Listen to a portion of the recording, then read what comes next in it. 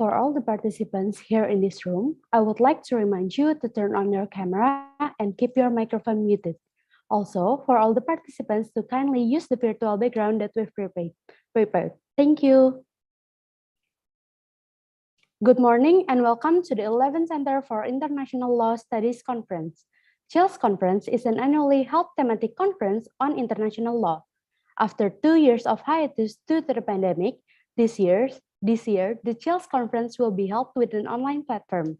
This event has continued to serve as a forum of international law stakeholders in Indonesia and beyond to bring together ideas in promoting and developing international law to respond to the growing needs of having strong guiding principles in a borderless world. This year, we are carrying the grand theme of global resilience, recovery, and solidarity, the role for international law. My name is Nova Aru Ariadno, and I will be your master of ceremony for today's event. This year, the organizers continue to bring the discussion of international law in Indonesia to a larger global audience. The 11th CILS Conference, organized by the Faculty of Law Universitas Indonesia and co-hosted with the Faculty of Law Universitas Sumatera Utara, Indonesia. Yesterday, we had a discussion about international law and economic recovery with our notable speakers, and continued with parallel sessions where we discussed about several topics. Without any further ado, to begin our agenda today, we are pleased to welcome our moderator, Mr. Rizky Banyu Alam Permana, LLM, for moderating at today's second plenary session, International Law and Solidarity Amidst Global Insecurity. Now, it is my greatest pleasure to introduce our moderator today. Mr. Rizky Banyu Alam Permana is a lecturer in international law at Universitas Indonesia. His research focuses on international economic law and investment law, among others. He earned his Master of Law from the Maastricht University in the Netherlands and a Bachelor of Law from Universitas Indonesia. Along with moderator, we are pleased to welcome our notable speakers, Dr. Sri Papa Pramesri of Southeast Asia Human Rights Network, Associate Professor Dr. Edmond Makarim from Universitas Indonesia, and Ambassador Laurentius Amrich Jinangkung, Director General for Legal Affairs and International Treaties, Indonesia Ministry of Foreign Affairs. Before we continue, I would like to invite Mr. Rizky Banyu Alam Permana as the moderator to guide the second plenary session. To Mr. Rizky Banyu Alam Permana, I welcome you now to speak. Thank you for a wonderful introduction, Ms. Navawa, for your kind introduction. And ladies and gentlemen, welcome to the second plenary panel of the 11th CILS Conference 2022. So as Mr. Master of Ceremony told us that yesterday we had a pleasant discussion seeing the contemporary development of international law, but from the economic side. For today, we will highlight the present challenges in international security and how international law could respond through the concept of international solidarity. Well, ladies and gentlemen, international solidarity is the central foundation of the international legal order. It is presumed that without solidarity, therefore, there would not be a lasting peace between the nations. More or less 100 years ago, during the interwar period, a series of international crises also occurred, and even it led to the occurrence of the World War II. And similar situation is happening right now. Global pandemic, energy crisis, rising inflation, supply chain disruption, food crisis, armed conflict, geopolitical tension, trade wars, you name it, we have it today. The world is now at a fragile state. We know the phrase that says the history is repeating itself, and I think it is very concerning for us, for ourselves, in living in this world right now. Therefore, the objective of this panel is to discuss further on how contemporary international solidarity is seen through the lens of human rights, cybersecurity, and international security law in general. In this session, we have three distinguished speakers who will be speaking from their respective expertise and angle. So for now, allow me to introduce this wonderful panel for this morning. The first speaker is Dr. Sripapa Petmisi, and I will be reading the short CV of hers. She is the expert of human rights of Southeast Asia Human Rights Network, the CIHRN. She was also the former director of the PhD program in Human Rights and Peace Studies at Mahidol University in Thailand. She obtained her PhD in International Politics with distinction from the Université Paris 10 Nanterre. She will be speaking on the topic of human rights and global solidarity. And I will invite second speaker, Associate Professor Edmond Makarim. He is the Dean and Senior Lecturer in Law and Technology and Telematics Law at Universitas Indonesia. He obtained doctoral degree in law from University of Indonesia and LLM degree from University of Washington School of Law. Other than law degree, he also holds his Bachelor's of Computer Science and also Bachelor's of Law. And he will be speaking on the topic of international solidarity through cybersecurity cooperation. And for the third speaker, I will invite Ambassador Amrih Jinangkung. He is the presently serving as the Director General for Legal and Treaties, Ministry of Foreign Affairs. Previously, he held several diplomatic posts. The most recent being the ambassador of the Republic of Indonesia to the Holy See. He obtained LLM degree from Cornell Law School. For today, he will be speaking on the topic of international law and global security. So before I proceed, I must mention that we have the time allocation until 11 in the morning in Indonesian time. So I'm kindly asking the speaker to give a 15 to 20 minutes presentation to allow greater participation and Q&A from the floor. And we will begin with all the presentation first and finish all of the presentation, and we will continue Q&A afterwards. So I will now invite the first speaker, Dr. Sripapa Petmisi, that she will be speaking on the topic of human rights and global solidarity. Dr. Sripapa, the floor is yours. Thank you so much, Rizky, for kindly introducing me and kindly having me on the panel. As you rightly mentioned, that I will be focusing on issue of course, on human rights and international solidarity, global solidarity, the very title of your conference. I would like to, within 15 minutes, as far as I understand, Rizky, that each of us will be having about 15 minutes. I'll be discussing or sharing with you on three things that would be the structure of my presentation. I don't have any PowerPoint. The second one would be looking at the concept of global solidarity itself. As someone working on the issues of refugees, asylum seekers, statelessness, the term solidarity has been used not only in the context of migration, but in the context of human rights in general. So I would be starting from the concept of global solidarity. The second one would be looking at the legal basis, and then whether or not finally global solidarity has its stand in international law.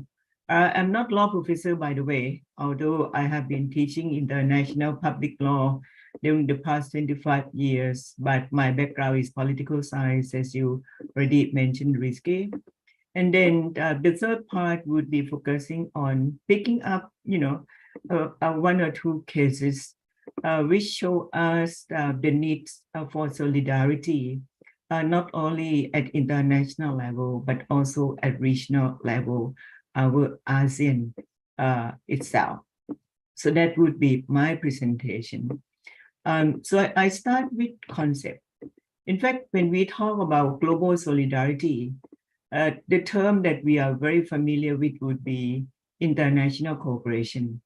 Of course, the term international cooperation has been interpreted in different ways, but most of the time, international cooperation, which is the core of international solidarity, is understood in a very limited way, as far as I observe.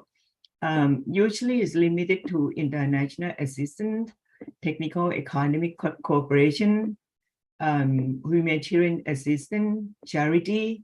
That has been, so this has been interpreted in a way that I don't think that useful when it's come to human rights. So if we look at different interpretations, I start with the interpretation of OHCHR, the Office of High Commissioner for Human Rights. And it said, I quote here, that which defines, OHCHR tries to define what it means by global solidarity, international solidarity. And it said, it's an expression of a spirit of unity among individuals, people, states, and international organizations. So you might notice that this definition, as expressed by OHCHR, is all-encompassing. It's not just limited to solidarity among states, but it's inclusive in the sense that it covers peoples, individuals, and international organizations. So not only state, it's a very broad concept of solidarity here. In 2021, OHCHR came up with another, and Human Rights Council, in the midst of global pandemic, COVID-19, the UN Human Rights Council came up with the expansion of the concept of global solidarity, international solidarity, by pointing out that solidarity, as opposed to a strictly conditional clause that may only be invoked under specific circumstances, international solidarity is a broader concept and principle that induce sustainability in international relations. So actually, global solidarity, international solidarity has been used quite a lot in international relations. So the logic of solidarity here presupposes what we call a collective action, that we have to come together. UN, the OHCHR of Human Rights Council, even came up with the appointment of an independent expert on human rights and international solidarity. And I guess since 2007, the independent expert has been coming up with different reports, focusing on different specific aspects of international solidarity. However, if we look from international relations perspective, we all understand that global solidarity is actually concerned, as I mentioned at the very beginning, concerned with cooperation between states. But as I said, OHCHR expand not only state, but make it very inclusive to address issues of collective concern in a way that recognize differences in individual state needs and capacities.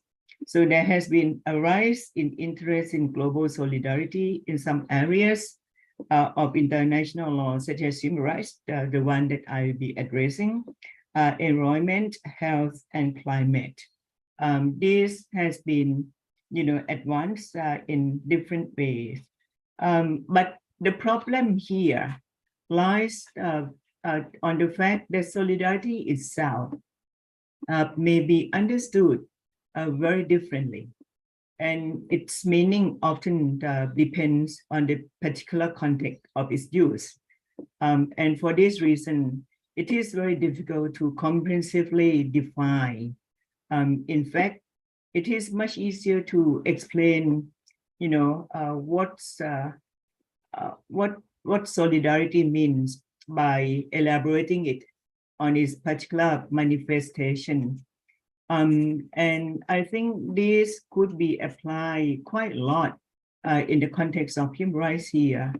For example, if we look at from an emotional perspective, so an emotional sense of unity of social groups and classes. So if we look at revolutions to social movements, this is of course part of solidarity, either national, regional, or global solidarity. One very good example, of course, we are in solidarity. Those working in human rights field, we use the term we are in solidarity with our friends in Myanmar, for example. So this is not from emotional sense, but of course, this move beyond emotional sense, because it's also for many of us, including myself, is a moral obligation as well, to provide mutual assistance, mutual cooperation, or mutual support. So this is a moral obligation that I guess or many of us do have. And then the third aspect is actually a one-sided duty to help those in need. So this is a solidarity, for example, solidarity with refugees, so victims of social injustice, victims of human rights violations.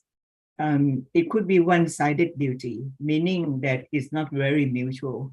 We just want to support them. And as I said, this is applied quite a lot in the context of human rights. In the same time, I think we have to recognize the challenges challenges to global solidarity, international solidarity. Rising nationalism, for example, we have seen rising nationalism presented everywhere, and these present obstacles to global solidarity. And I will be picking up one or two examples later on, as I mentioned, especially, I think one of very good example is actually about COVID-19, and then regionally in the case of Myanmar. So that's the first part of my presentation, the concept of solidarity. The second part, which is about whether or not international global solidarity has legal basis anywhere. Yes. Well, I'm not, as I said, I'm not law professor, but if we look at international human rights treaties, we see a very clear example in the International Covenant on Economic, Social, Cultural Rights.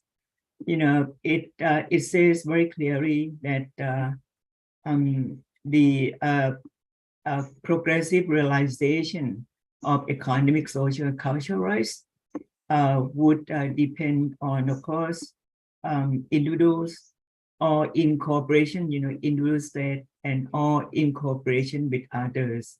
So as I said, the term solidarity itself implies cooperation. And this has been mentioned, stated in the ICEACR. But if we look closer, we also see this concept in the UN Charter itself. The UN Charter, especially in the preamble, as well as in Article 55 and 56, the UN Charter provides for the commitment of members, both individually and jointly with the United Nations, to promote higher standard of lives. And it goes on up to the universal respect for and observance of human rights and fundamental freedoms for all without discrimination. So it has basis in the UN Charter. In the same time, we also see quite a number of the UN General Assembly resolutions. For example, the resolution in 2001 and then another one in 2002 on the promotion of a democratic and equitable international order. And I find this very interesting because it's mentioned the term solidarity quite clearly. It says solidarity is a fundamental values by virtue of which global challenges must be managed in a way that distributes costs and burden fairly, in accordance with basic principles of equity and social justice, and ensure that those who suffer or who benefit the least receive help from those who benefit most. What does it mean by this particular expression in the two UN General Assembly resolutions? For me, having been working on international cooperation, for about 15 years or so before I turned myself to the university as an academic, it reminds me what I was doing for 15 years at the ministry in Thailand, meaning managing, cooperation between Thailand and other countries. And it's actually based on equity and social justice, and that we actually look at the assistance to those who benefit the least. And I think this is part of what we call official development assistance most of the time. So you might notice that. But in the same time, at international level, since 70s, it has been calling, and this call has been continuing until today. It called for what they call, for what it terms new international economic order. What does it mean by new international economic order? It says that, it should have taken into consideration a collective path of economic development aimed at bridging the economic gap between developing and industrialized countries. Again, as I said, this has been seen from economic cooperation terms, economic and technical cooperation. Whether or not this is linked to human rights, definitely it is, but it really depends on how the ODA, the official development assistance, has been exercised, because some countries have been providing quite a large amount of economic and technical assistance without paying attention or without taking into consideration human rights itself. I don't want to mention, any countries providing economic technical assistance without taking into consideration human rights. We see in Asian region, we also see that those donors are going everywhere, including Africa, where you have, many least developed countries out there. So what does it mean by this? It means that although we see the term international solidarity in the UN Charter, in the resolutions, but for many international law professors, it does not, it's only presents what is called legal principle rather than legal basis, because it's very hard to call for legal obligations. Most of the time, it is based on voluntary voluntarily basis. So it's more a legal principle rather than legal obligation. That's what we see from legal perspective, a legal principle. Whether or not legal principle is important, yes, it is important, because all countries will have to exercise in that what we call good faith. But of course, the term good faith could be interpreted differently as well. Now come to my last part of my presentation, some example. And I take example of, COVID-19 pandemic, because COVID-19 pandemic doesn't spare anybody. It started in one place and then it has been spreading throughout the world. It called for what we call global solidarity.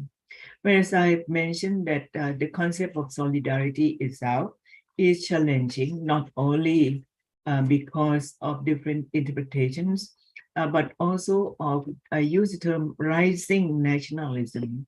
That rising nationalism has been presented obstacles to global solidarity in the COVID-19 pandemic responses.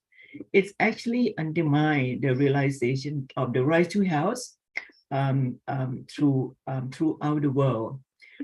We see very clearly in the distribution of COVID-19 vaccine that at the very beginning, as we know that only a few companies in a few countries have actually produced, did research and produced COVID-19 vaccine, and the distribution of COVID-19 vaccine has not been equitable. We see that in some countries, in some continents, less than 30% of the people have actually received vaccination due to the lack of what we call global solidarity. WHO has been trying to mediate by having the program what we call COVAX. Of course, this COVAX program run by WHO is relying on, again, what we call global solidarity, meaning, the distribution or the donation from some countries. Not all could donate, of course, but the major donors come from a few countries only. The distribution is not very even, as I mentioned. Some countries are still lagging behind. That's the case of COVID-19 vaccine. We see the problems of the sharing health resources. Sharing of health resources in this end is a vaccine. The second one is actually we see the lack of collaboration to reduce economic and social impacts of COVID-19. Some countries are recovering quite well, but some countries are still lagging behind due to what I call lack of solidarity in the context of COVID-19 pandemic. So rise to health is not really fulfilled in this case. The second solidarity here, I guess I'll be going down to regional solidarity. And regional solidarity, especially within ASEAN, could be looked at in two cases. The first one is, of course, in the case of what has been happening in Myanmar. We see very, very clearly that after coup d'etat in February 2021, it's so hard to see solidarity within ASEAN member states. So ASEAN member state has been quite divisive, in face of the challenges as happening in Myanmar. The division does not, of course, benefit the Myanmar people or ASEAN people, but the division among ASEAN member states has been benefiting the military junta, in my opinion. So that's the first case. The second case is actually a complete lack of solidarity when it comes to providing protection of providing international protection, regional protection to refugees. We see it very clearly as well in this region, because ASEAN has never been discussing about international protection for refugees, asylum seekers, and stateless persons. So most of the time, only a few countries would be carrying, well, many people use the term burden. So it's not a kind of burden sharing that we see in the context of refugees. What we see, what we witness in this region is the burden shifting, meaning, shifting the burden to the immediate neighboring countries, which of course clearly presents the complete lack of global and regional solidarity in the cases that I mentioned. I would like to conclude by saying that it's so important to look at global solidarity as a value. Is a value of international order, is a value of international relations, is a value of international law, in the sense that this value is capable of directing international cooperation to face the global challenges by sharing the resources and benefit deriving from collective actions. As long as collective actions are lacking, it means that it's so difficult to address any challenges that does not spare anybody, as I mentioned at the very beginning. And of course, in these collective actions, it requires what we call the consideration of the principles of equity and social justice. So far, I'm afraid that the principles of equality and equity and social justice are still lacking, not only in our region but throughout the world. Thank you. Thank you very much, Dr. Sri Papa, for your wonderful presentation. So if I may, I would like to highlight some key points that she has been discussed. That is, there are multiple understanding of the concept global solidarity, but at its core, it's about international cooperation that gives moral obligation of mutual support.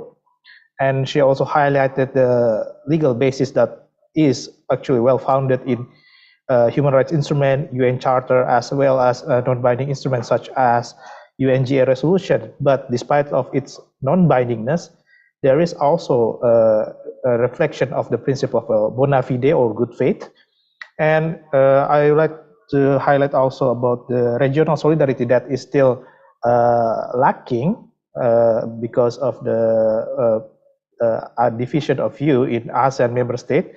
Particularly regarding the issue of the Myanmar and the refugee issue in Southeast Asia and ASEAN in general. Okay, thank you for your wonderful presentation.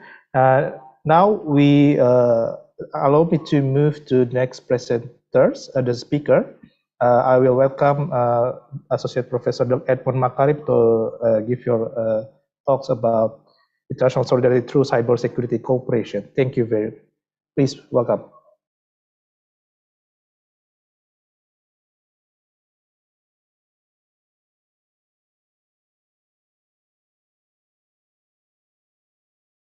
Yeah, you are still on mute, Pak Edmond. Okay, good morning. Thank you very much, moderator. As I already mentioned, that topics is international solidarity through cybersecurity cooperations. Let me start with this next slide. I believe had already delivered to all of the attendants.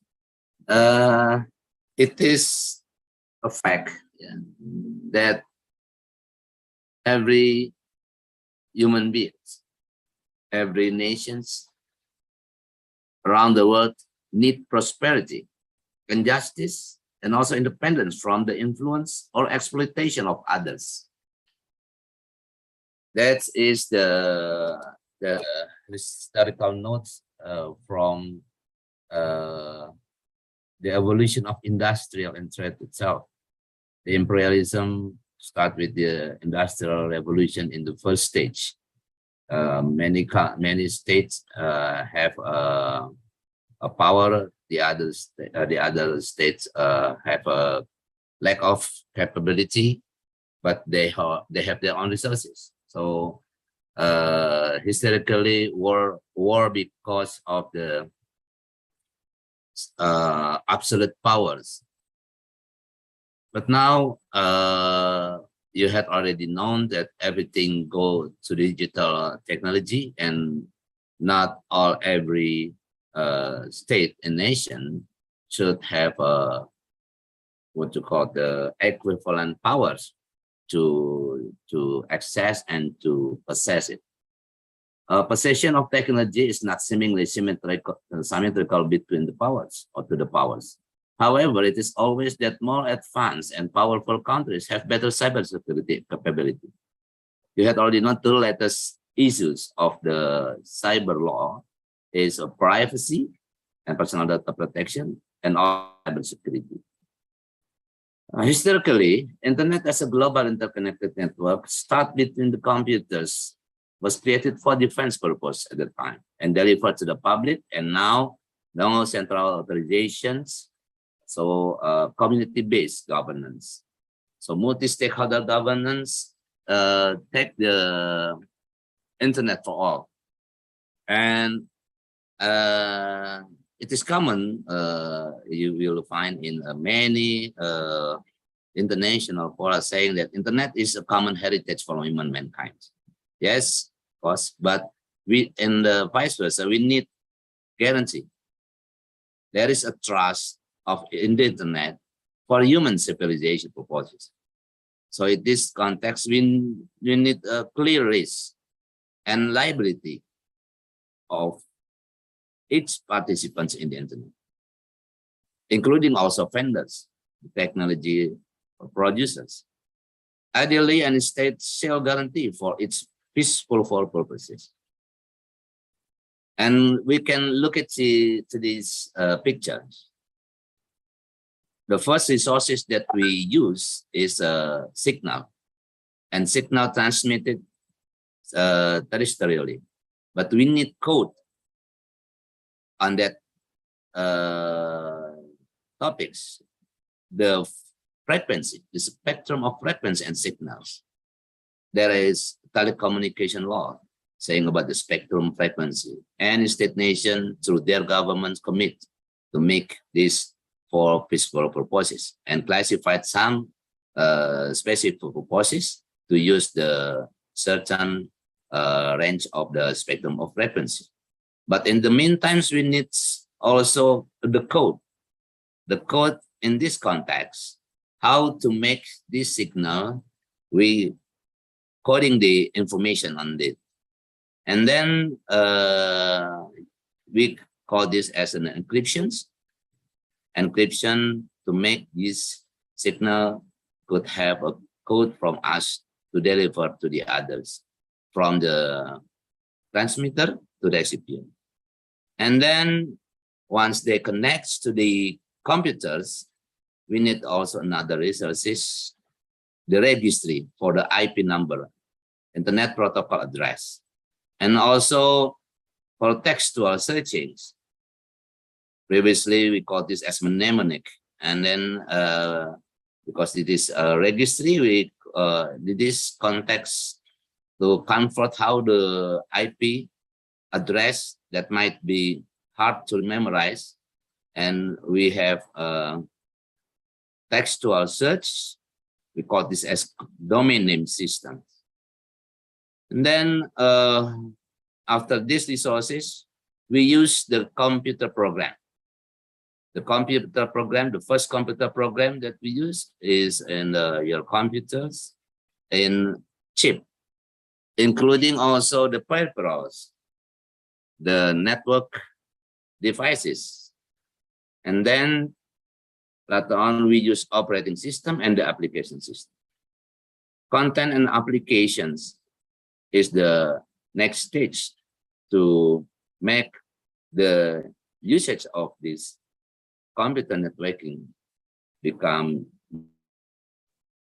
all other purposes, for all purposes. And then because this system connect each others, and every person that can view the information automatically also have an opportunity to record it, to save it. So ownership and possession now in this context is a big question. So in one side, there is a need for all of us around the world to make this as a common heritage for human mankind. They offer us about the speed for spreading informations and also for the commercial and trade purposes in order to have a prosperity by digital economy. But on the other side, it looks like also opportunity for imperialism digital. So in the first, in the latest understanding about the security is every offense to your scope, into your private space. So if we make it correlation between personal security, national security, and international security, if we saying that we agree that the United Nations established because of the peaceful purposes. So peaceful is the object of the some effort. So any efforts that can classified as a threat to the peaceful purposes should be have a liability. So anyone who use the internet should have liability to guarantee to the others that there is no bad intention. If we could saying that this is a neutral technology and human civilization. So the international context security, conflict should be classified as what you call not armed attacks, but some states saying that every conflict and can be potential to the tends to war if there is no guarantee for do something like the due diligence. So conflict in the internet, if from one side saying that code that you send to us destroying our system, you can saying that almost the same with the harmful attack. But technically, actually it's only sending the code. So that is not clear in international forum to what extent we could say the cyber weapons. But we all know that the cybersecurity had already discussed since the challenge manual in the first edition, cyber war at the time. And then the second version saying that cyber operations. And then look at to the latest situation that we can have this information from social media and public media. Cyber war had already happened between Ukraine and Russia. And also the rivalry between China and United States, particularly about to what extent the fifth generations device and technology, and also the chip embedded in the computers device, and also from the peripheral device, such as routing device to deliver the internet service provider can have it and sell their services to the public. US sanctioned China on processor chip sell to Chinese firms. US contends that US manufactured semiconductor is being used for AI-based state surveillance in China. These examples of cybersecurity issues extend to economic tension and vice versa. This would lead to creation of indigenous China semiconductor. This asserts that most of technology products are dual-use goods, could be used for civilian peaceful purpose and for military purpose. And we had already known also since some years ago,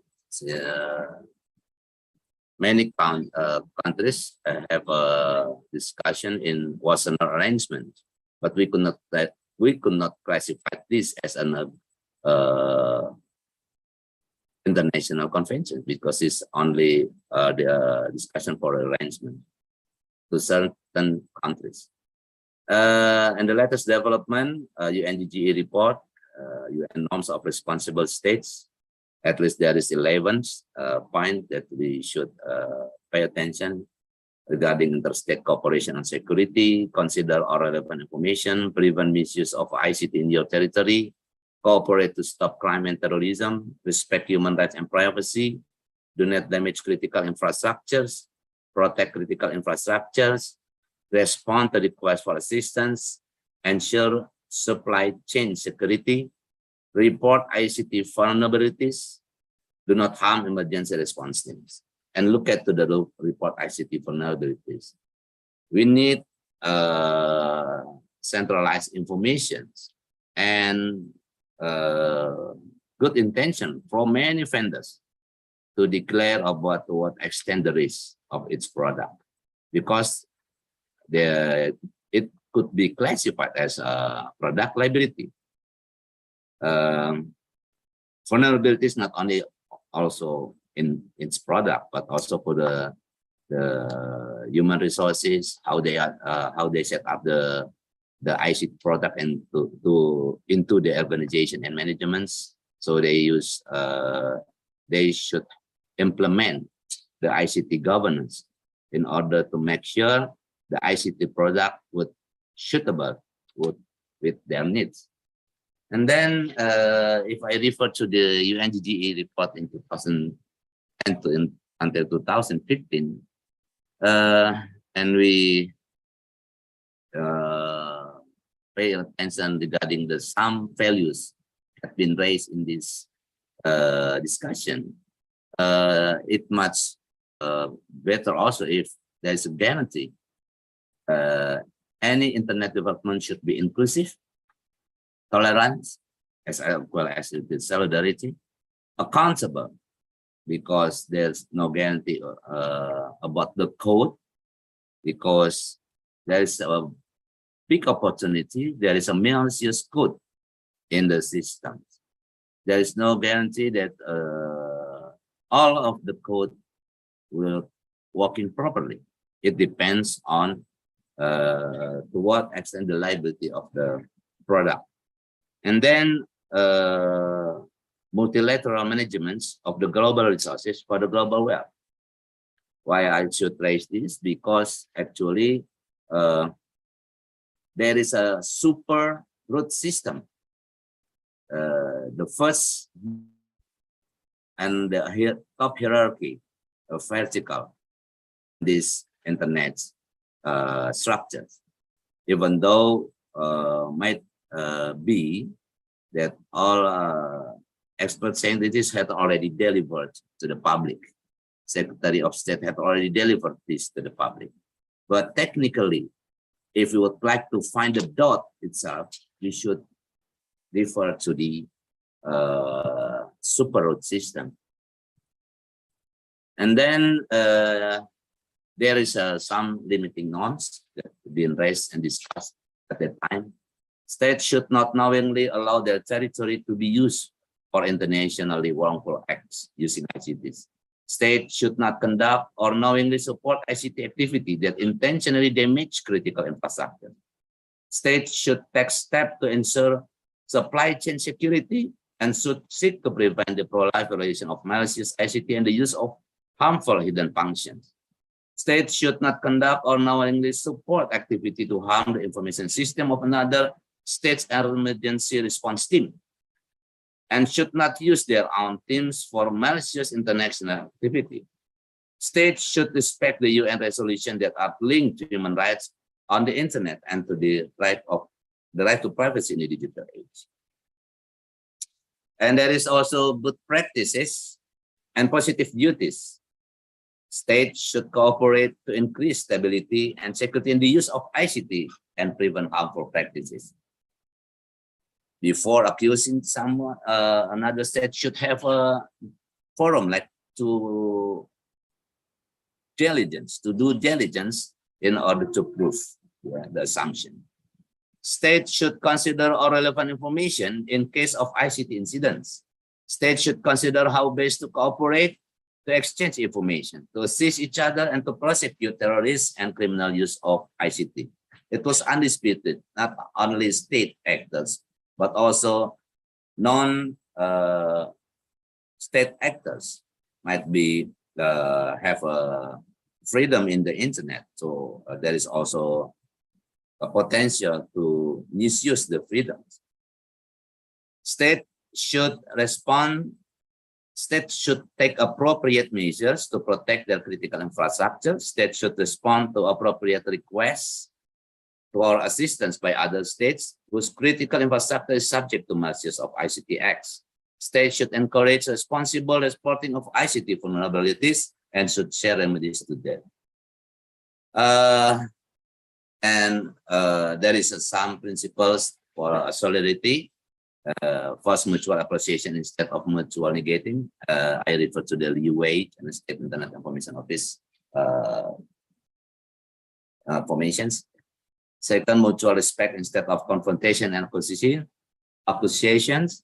Third, mutual governance instead of self-interest. Fourth, mutual trust instead of mutual suspicion. Fifth, win-win instead of zero-sum game. And one important point also about the capacity building as a confidence building measures. Sorry, I'm sorry, mistyping with this. And yes, of course, it's 3 C principles. Should have coordination between countries, cooperation, and also collaboration. And final notes from me. Cybersecurity is fundamental issues in the functioning of society in the 4th Industrial and Society 5.0.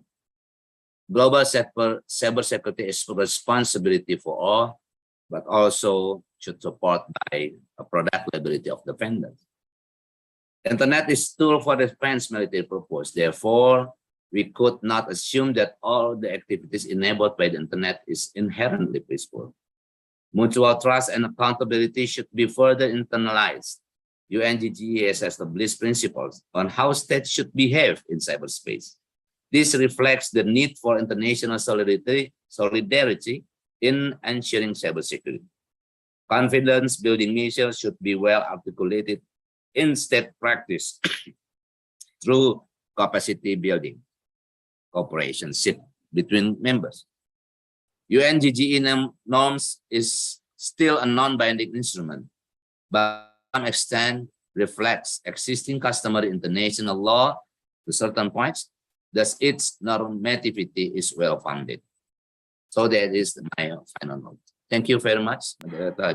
Thank you very much, Associate Professor Endun Makarim, for your great presentation. And I would like to highlight some key points from your presentation. That is, first, there are inherently risk associated with the cybersecurity in the first place, because it's a structural imbalances between the powers that the larger, greater powers could have better cybersecurity opportunity. But at the same time, there are also international norms that are currently emerging, such as UNGGE norms that is limiting and give best practices of international cooperation in cyberspace. That is you also mentioned about the product liability to ensure the smooth operation of cyberspace, particularly with regard to electronic systems.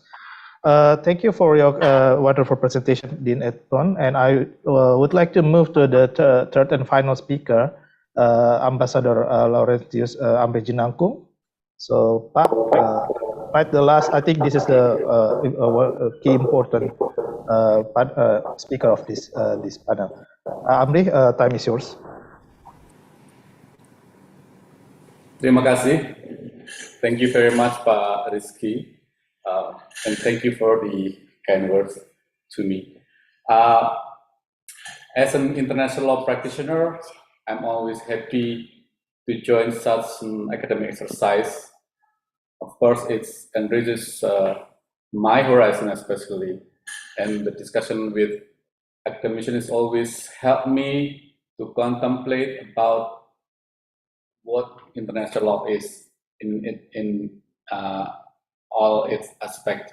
And in this regard, I have to convey that since this is an academic exercise, my statement and position should not be necessarily be seen as the position of the Ministry of Foreign Affairs.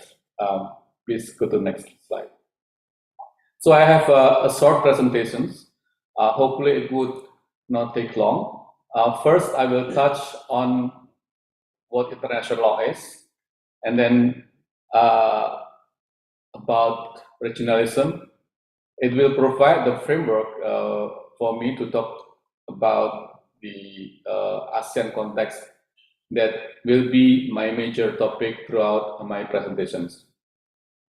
So, what is international law? I think all of you have known about this.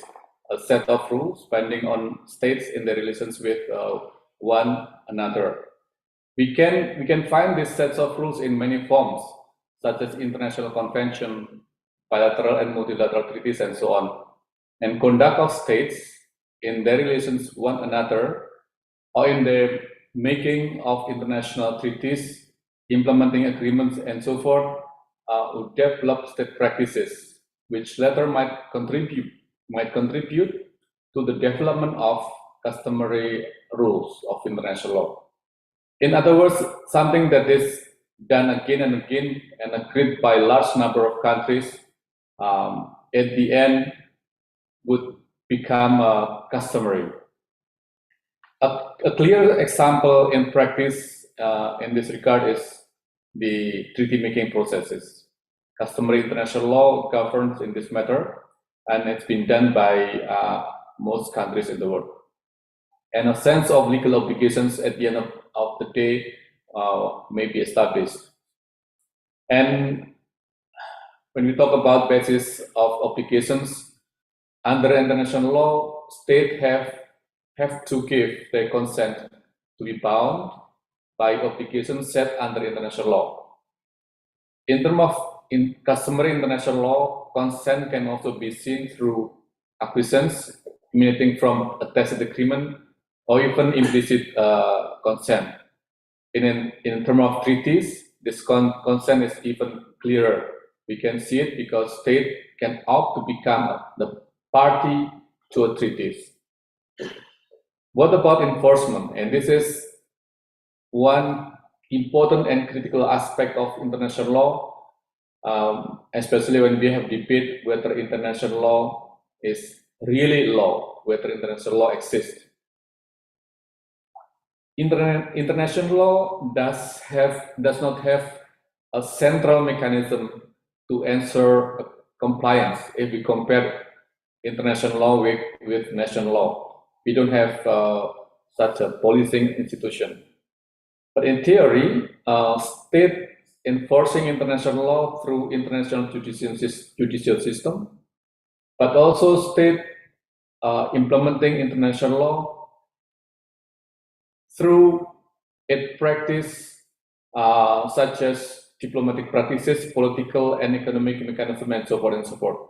One particular issue that is important in this regard is the principle of equality and reciprocity. This is one aspect why states implement or observe the international law. Next is about the rise of regionalism. The development of regionalism cannot be separated from the development of international law. The establishment of regionalism is facilitated by international law. If we take a look back in the beginning of the 20th century, regional groupings for bilateral trade agreements with various institutions structure, for example, about the custom unions was there in the early 20th century, and then after the World War, there was also continue regionalism processes. We see the establishment of European Economic Community, the EFTA, Council for Mutual Economic Assistance, trade-oriented regionalism, such as the CATS and later WTO. And afterwards, we see the UN Charter entrusted the regional organs with function to maintain international peace and security to achieve a pacific settlement of local dispute. At the end of the Cold War, there is more and more regionalism processes.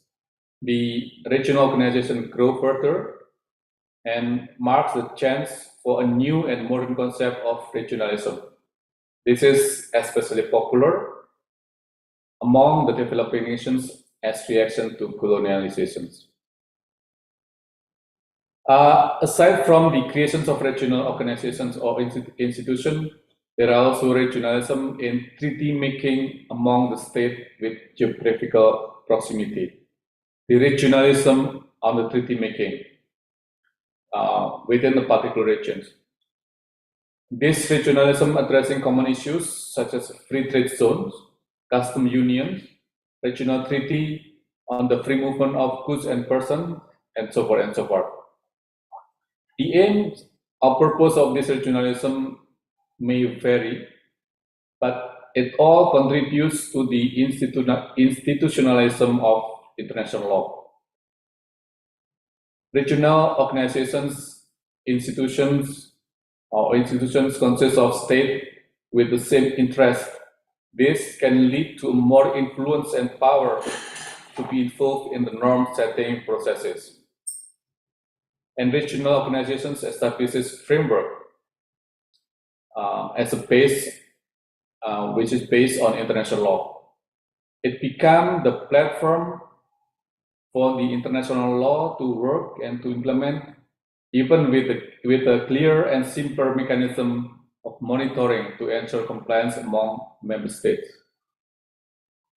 So the practice of member of regional organizations can support strengthening international practice and norms. Next is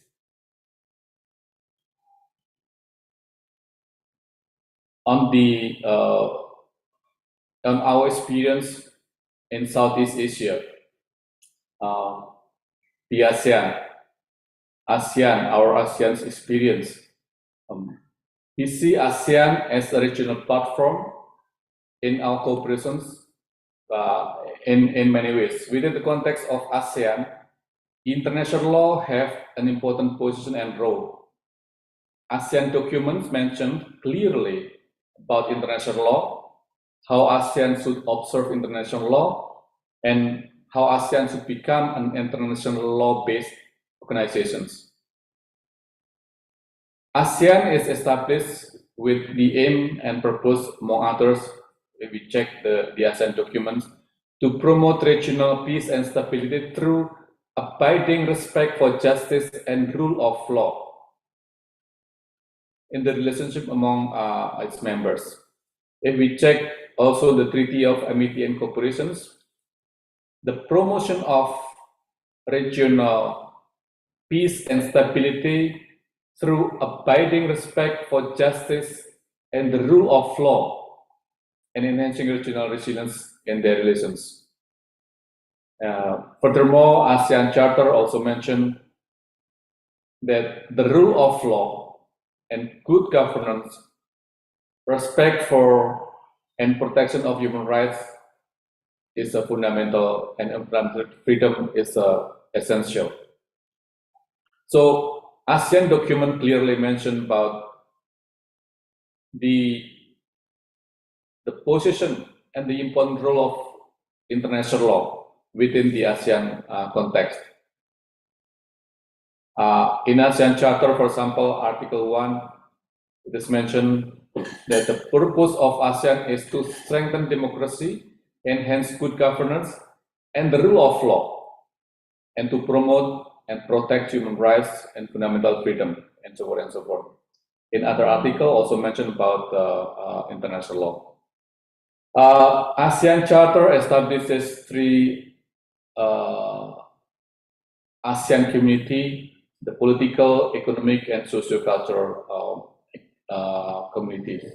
Within the context of those 3 communities, there are platform of cooperations established among themselves, among those 3 communities. And this platform is meant especially as a platform of cooperation among ASEAN member countries, as well as among ASEAN member countries and all its partners. But the most important thing is that if we want to see the dispute settlement mechanism, maybe you cannot find it. Maybe you can find in 1 or 2 platform, especially if we check on the economic platform, the RCEP, the FTAs, they have their own platform of dispute settlement. But in the other platform, maybe you might not find any dispute settlement mechanism. So we have to check, and we have to go back to the ASEAN documents, such as Treaty of Amity and Cooperations. So the dream of ASEAN is always to build a rule-based society, a community governed by a clear guidelines on how to conduct among each other, and rule of law is a key. Everybody having an equal footing, everyone bearing the same common rights and regulations and obligations. One particular matter for ASEAN can be seen on its decision-making processes, which is by consensus. The idea is to have an inclusive process, and no one left behind. And one might interpret this as a solidarity. Reciprocity is also an important factor within the context of the international law enforcement in ASEAN. And everyone has the same equal footing. Everyone understands the importance of obeying or observing its rights and obligations. Another important element for ASEAN, there is an emphasis on the cooperation on the development. The good things is, among others, it shaped further the solidarity among ASEAN. This is the development agenda, or it's shaped by the development agenda. So it gave the purpose of the solidarity itself. But within the context of international community, and this is exactly the critique that we often hear about ASEAN, we tend to avoid, or ASEAN countries tend to avoid a conflict among ourselves, and as a result, the decision-making process is sometimes quite uneasy and lengthy process. When there is a dispute, in certain cases, especially when it comes to matter of territorial dispute, member states opted to use international mechanisms such as the ICJ, which resulting in the regional mechanism, such as the High Council. Those mechanism is never been used, it's never been tested. From the perspective of international law, true, it is a matter of choice of forum. One might choose regional mechanism, or international forum to solve the issue. But in the same perspective, we can also say there is no precedent making for dispute settlement matter within our internal ASEAN. So this is the pros and cons when we talk about the dispute settlement mechanism in ASEAN. Let's take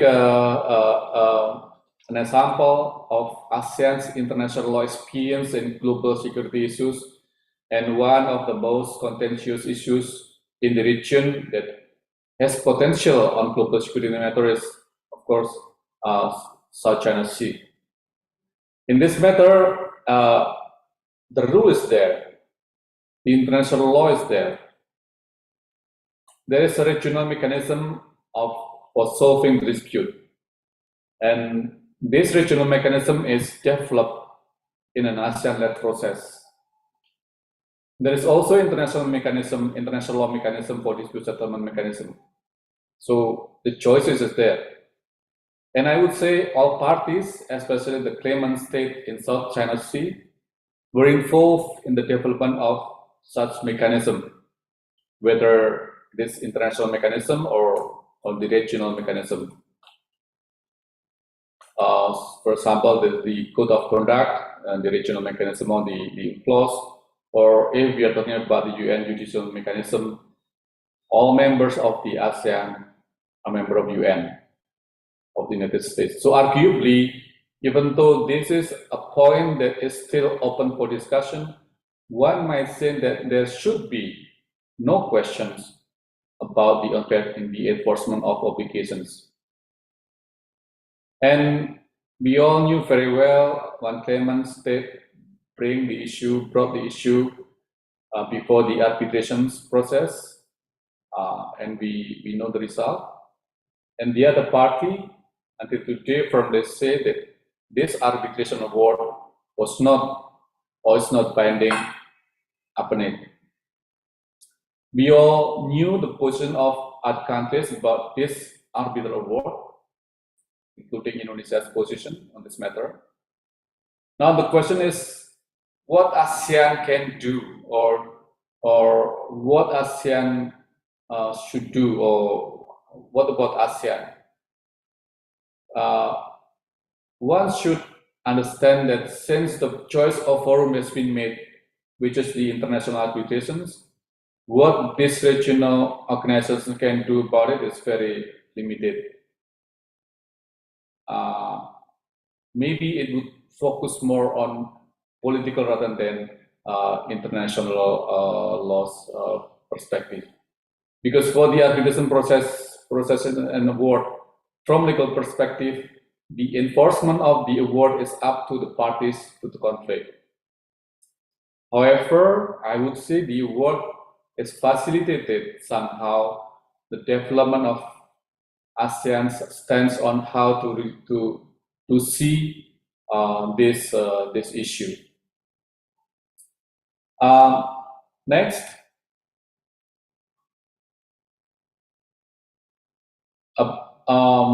reviews and suggestions on our experience. International law has developed significantly over the years and still acts as a tool to achieve specific objective, and is in line with the development of global issues. ASEAN adheres to this principle of international law. Compliance is one of the most debated issue when we discuss about the existence of international law. States have sovereign equality, and ideally state will enter into a reciprocal relations with other states for mutual benefits.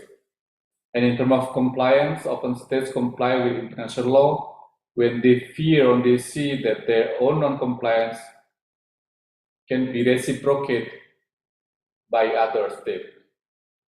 Violations of one side may provoke violations by the other side, or reciprocated by the other side.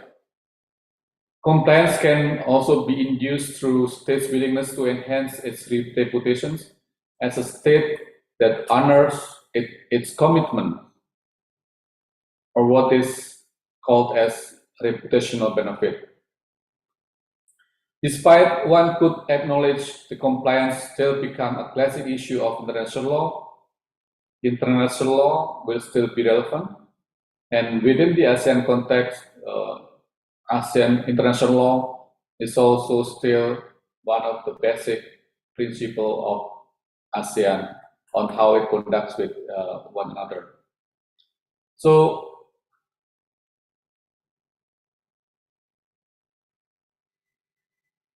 while there is still shortcoming, respect to international law signifies an effort toward a rule-based order in comparison to ever unstable power-based order. And in addition to that, international law is important to establish a minimum standard that needs to be applied to all states.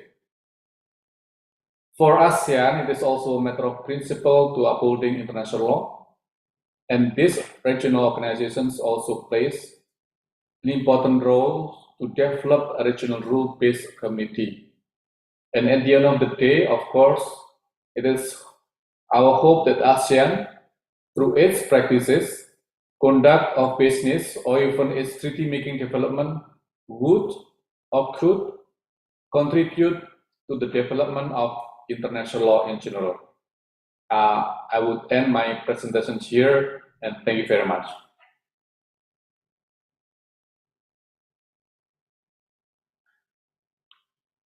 Okay, thank you very much, Ambassador Jinangkuk, for your excellent presentation. Now, we still have, before that I will continue with some key points that I will highlight it.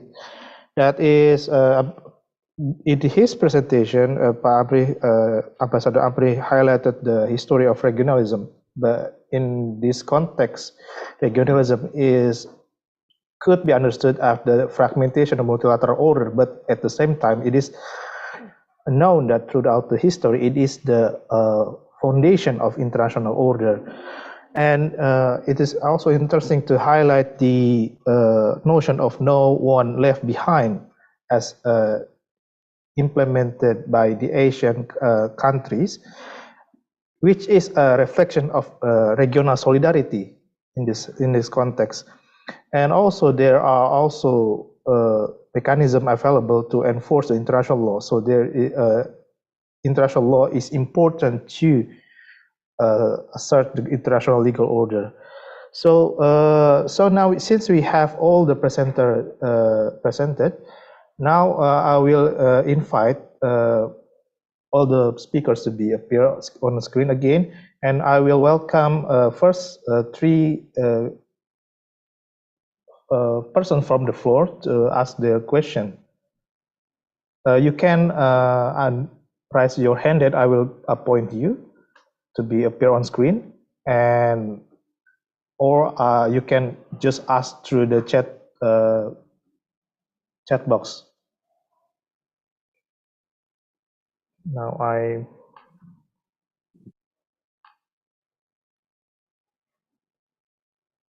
do we have any?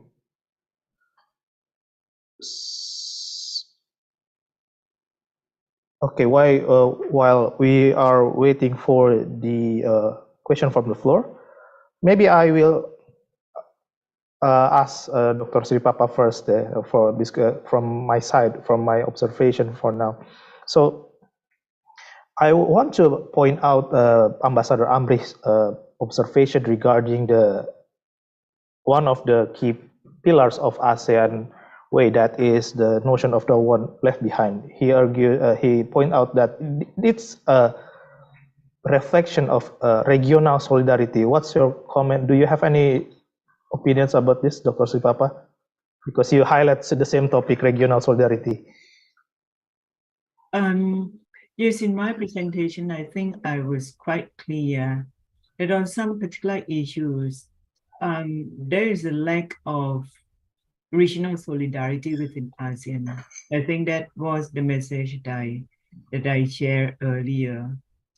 In the same time, if we look at ASEAN, by looking at ASEAN documents, as our colleague Ambassador Amrit has shared with us, I think from documentation perspective, ASEAN is quite good.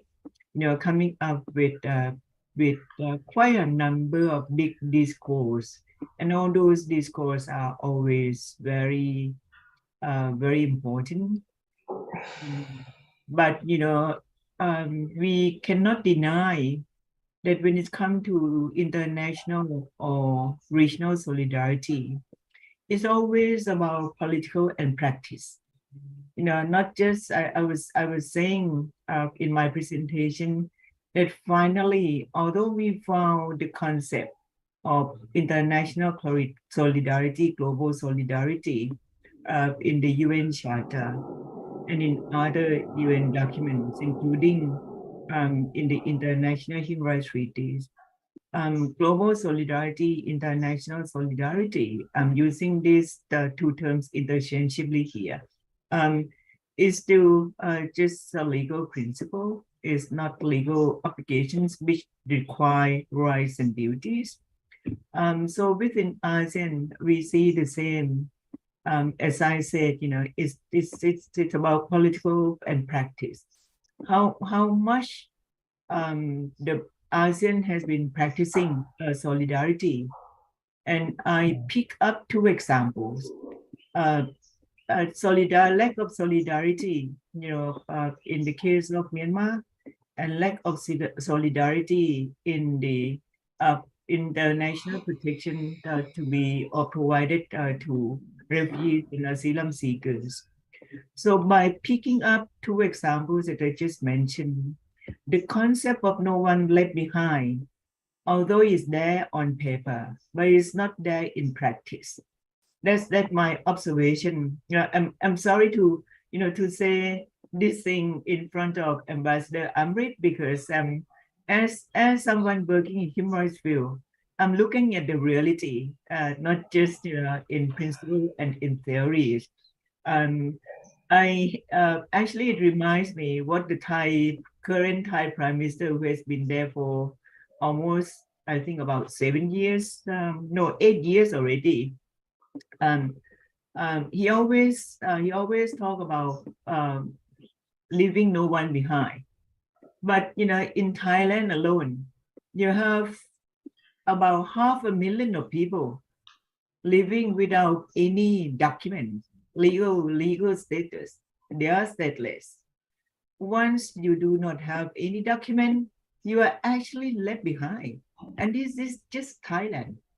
I have been working on the issue of statelessness during the past 20 years, and I know exactly what it means by not having legal status. So as I said, this is a reality in ASEAN. It's true that we have been making reference to SDG, that no one left behind, or in the Asia Pacific, everybody has to be in the picture. But we know that not all people are always in the picture. They are marginalized and completely invisible. That's my answer, Rizky. Thank you so much, Dr. Sri Papa.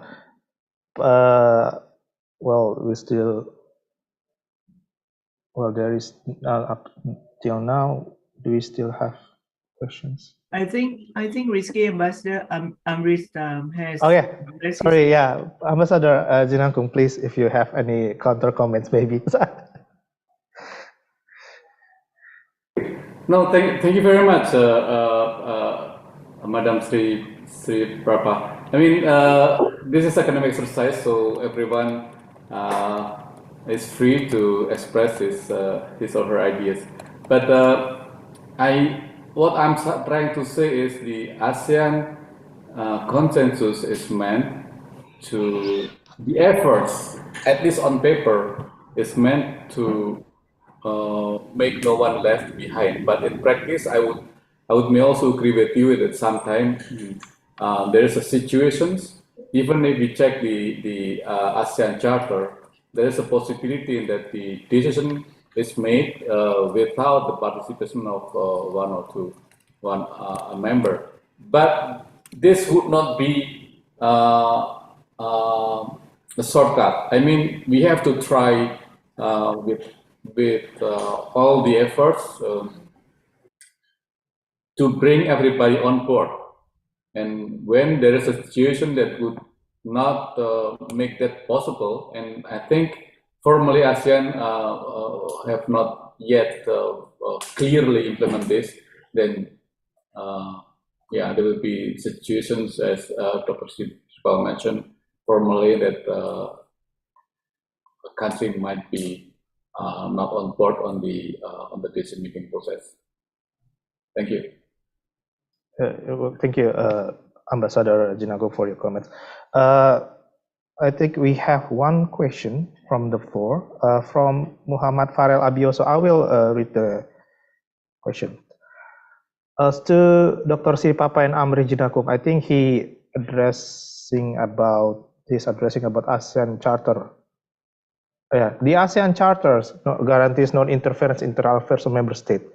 Therefore, in the context of Myanmar coup d'etat, is there any possibility for member states to work together in solidarity to address the issue and perhaps make Myanmar comply with international law without violating the guarantee of non-interference in Myanmar's internal affairs? Well, this is a complicated issue, as Dr. Sipapa highlighted. Maybe I will give the floor from the Ambassador Jinakung perspective first.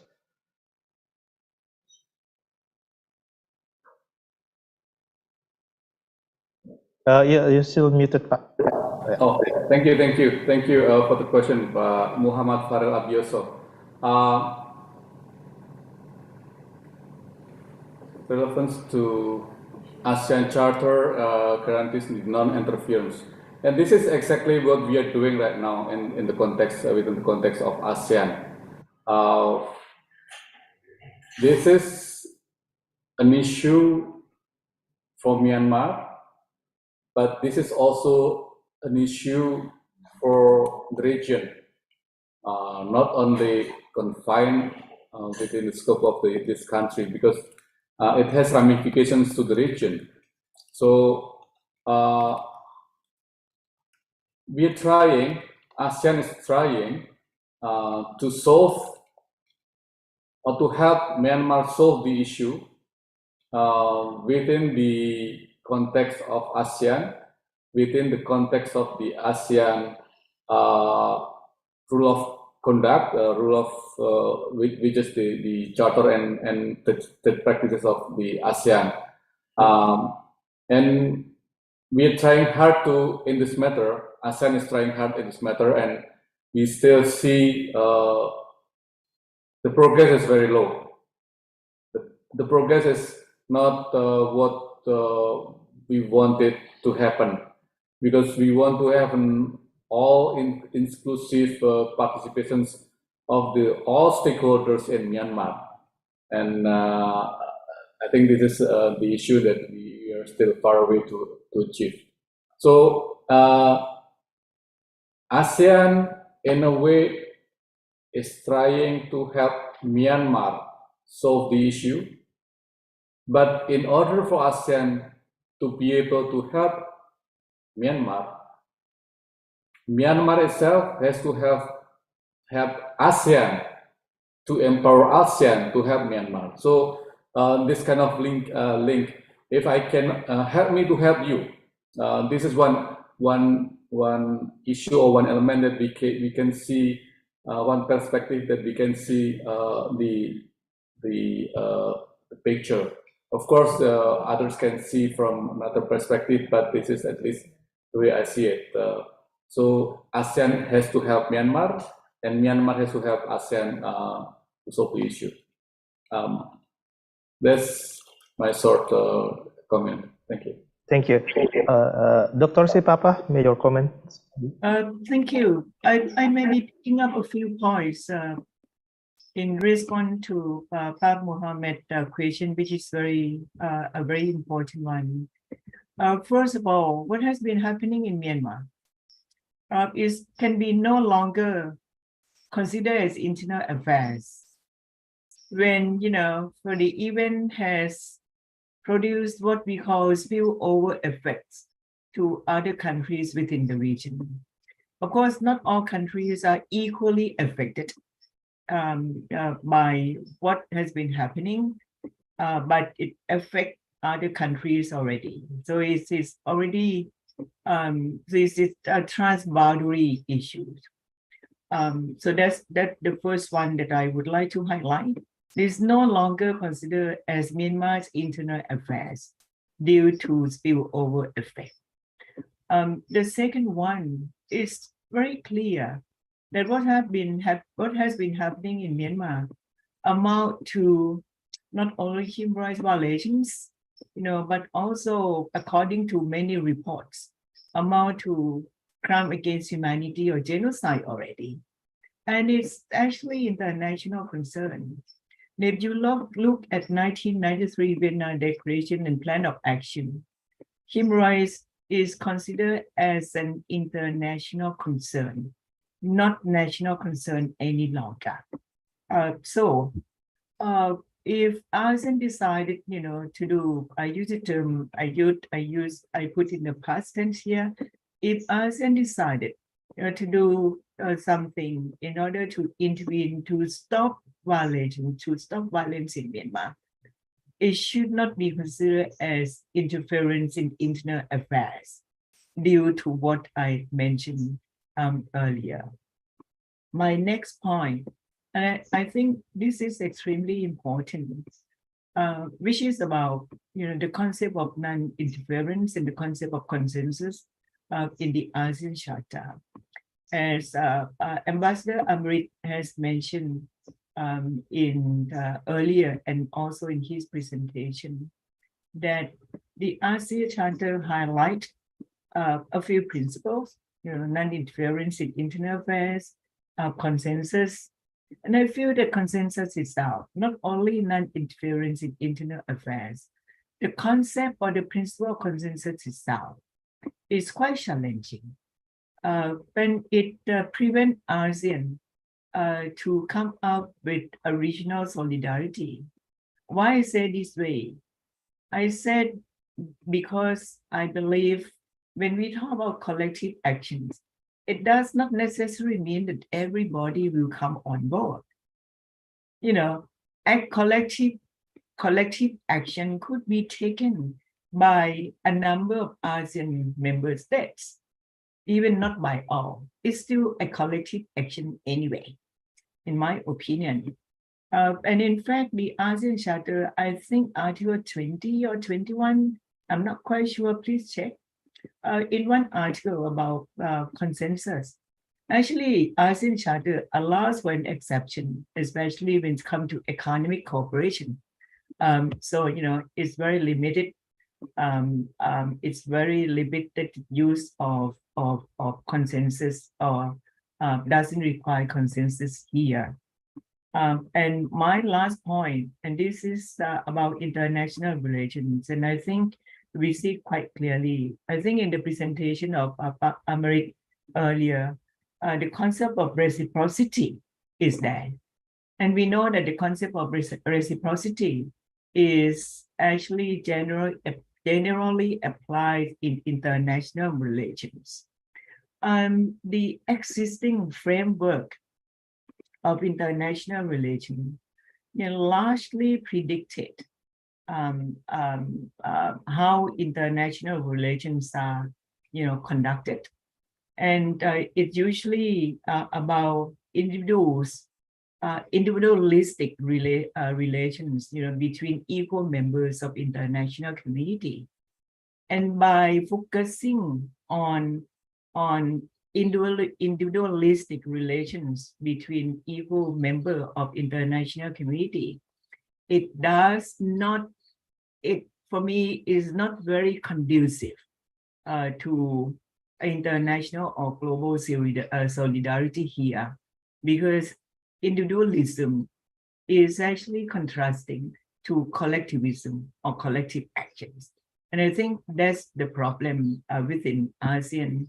I just would like to end by maybe putting some hope. Amrit, I believe there will be meeting among ASEAN foreign ministers or among ASEAN leaders tomorrow to deal with Myanmar issue. In order for Myanmar to push Myanmar, I'm not quite sure if ASEAN could force Myanmar to push Myanmar to implement the 5 points consensus. I believe there will be a meeting tomorrow, and I'm really looking forward to it. If finally there would be a solidarity within ASEAN to deal with what has been happening out there. Thank you. Thank you very much, Dr. Sripapa, for your comments. From issue of human security, we move to issue of cybersecurity, as we have one question from Vianney. Question to Edmond. In regard to standardization of cybersecurity in ASEAN, as we can see that different countries have different standards, especially in practice.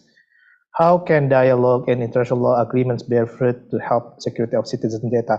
I bet at some point, maybe comparison with the recently introduced personal data protection, as ASEAN have several national laws on data protection which enacted differently compared to European Union, for instance, that have one unified data protection law throughout the region. And maybe EIDAS, regarding the digital identity. Maybe we want to hear your comments about this. It's hard questions if we would like to have one standardization, because until now, if I'm not mistaken, there is no UN convention regarding cybercrime or standard for security. But we realized that since the beginning, internet protocol, only 4th layer protocol, it's inherent lack of security actually, because they offer speed, spread, but not private communication on them. So regarding your question that is there any standard? Until now, no standard, no one global conventions. But if we refer to the effort to do UNGGE, there are some points that have already been raised in my presentations. And then particularly in our ASEANs, it's not like Declaration of Human Rights in the European Unions. They have a standard that have independent organization to protect personal data, because the threats might be came from corporation, but also from the state administrative agency who hold the big data of the personal data that tends to abuse and be against the principle of the privacy. But ASEAN do not have a standard like that. Yeah. So each of the ASEAN members can formulate based on their national interests. Of course, there is no international convention regarding the minimum standard for privacy, even though in some UN convention regarding human rights mention about the privacy, but the standard to what extent the privacy might be different. So that's why if we scrutinize some development from other states, they formulate based on their perspective. And then, but if we refer to the European Union, they have now become regulation, because previously they had only directive on personal data, and then after 2016 they had developed to regulations on the DPRs, but it represents inequality to the other nations, because they can classify other nations as a inadequate level protection if the state not revert to the 7 principles of them. Yeah, but it shows, for me, in my opinion, it represents about the arrogancy of the regional to certain, so some regional to other regional, because the condition it's quite different. And how about the consequences if the state they think that not have a adequate level of protection, but they don't have guarantee also still mining the others personal data of other states. It's not equal. So I think it's much better if in international if there is international conventions talking about this, not only talking about the crimes, but because now it was undisputed, not in international law, not only dictated by the government and states. Look at how the community, international community, have a provision regarding the internet resources, such internet IP address, internet protocol address, and the domain name system. It's not the governments, but have a corporation, internet corporation in US-based company regarding the internet corporation for assigned names and numbers. And this is critical infrastructures, because if you don't have IP address and if you don't have domain names, there's no one can access to your informations. And it represents that the government seems like eliminated by the others' interests on behalf of the community. And to what extent the community is neutral, yeah, because it was undisputed that there is a sovereignty, the power to implement the sovereignty go to the government. That no one can saying that I am doing this for the national sovereignty. And yeah, we can learn the solidarity in internet is not sometimes is not correct. You can see some years ago there is a war between hackers, yeah, from the Indonesian and then Australia or any other state regarding for some critical what you call some hot issues regarding the national interest. And if we refer to the security standard in technical, almost every country around the world adopt the international standard organization is ISO, implement ISO 27101. Yeah, 27101, and we had adopted it as our national standard. In this document, also some legal provision, regarding personal data protection standard. But US do not implement ISO 27001, but they have their own national standard and EIST.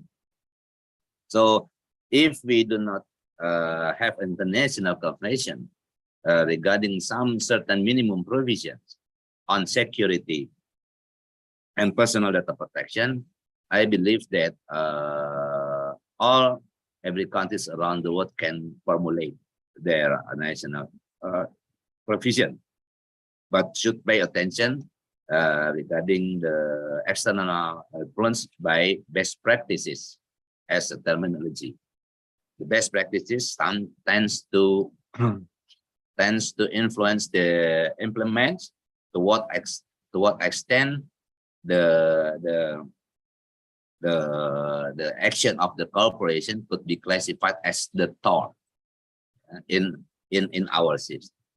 So in short, I could say that there is no single standard regarding for the cybersecurity, and because we do not have international convention, but we should appreciate about the confidence building measures, yeah, and there is a manual.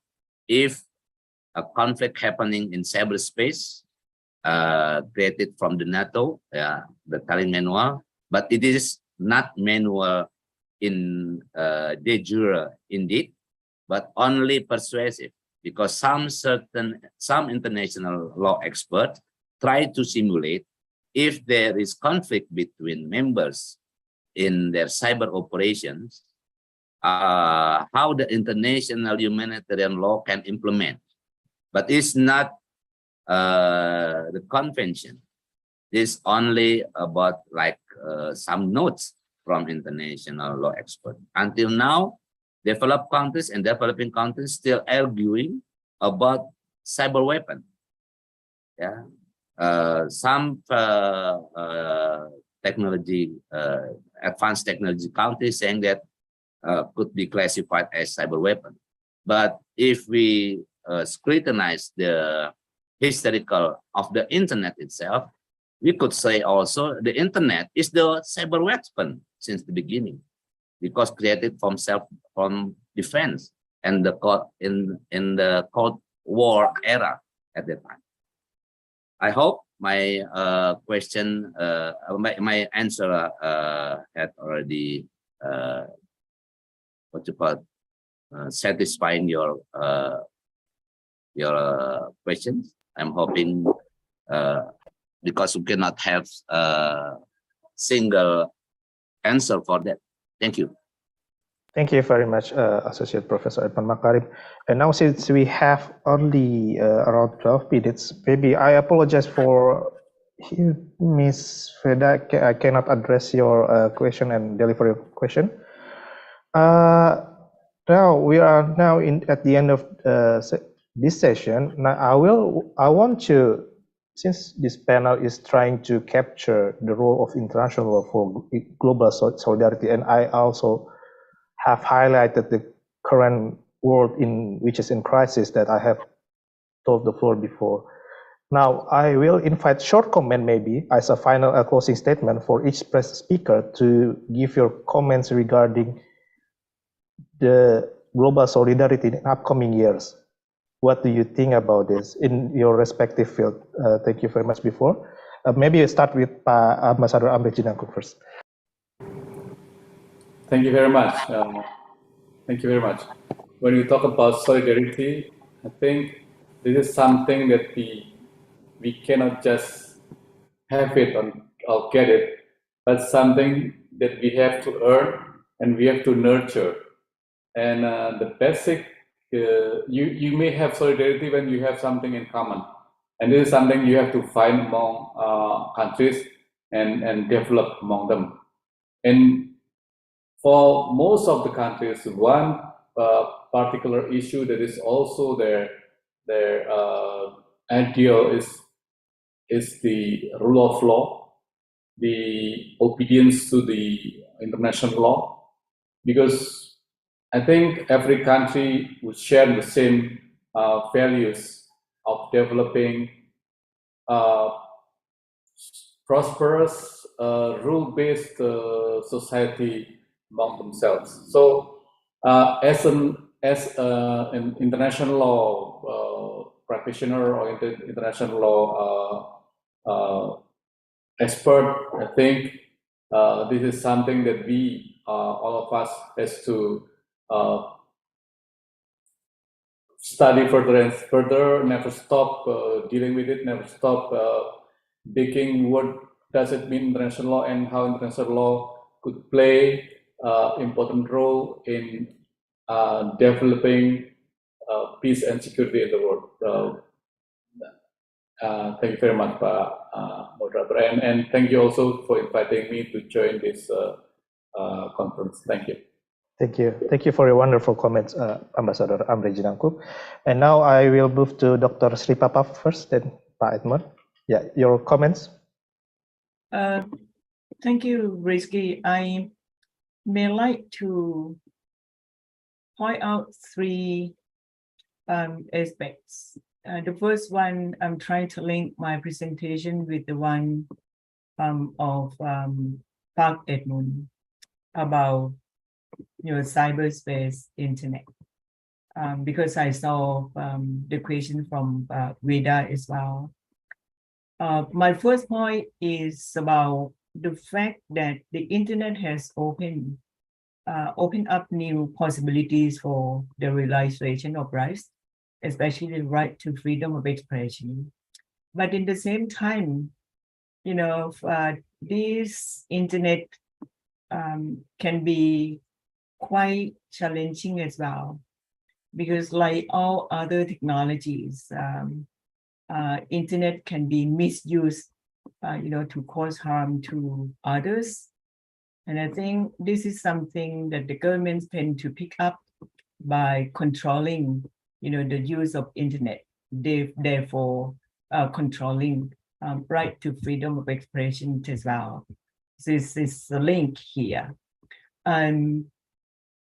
I see internet and digital technologies as the tools to expanding international solidarity, because it fast, it's instantaneous. Whatever happened in one corner of the world could be seen in many other corners of the world.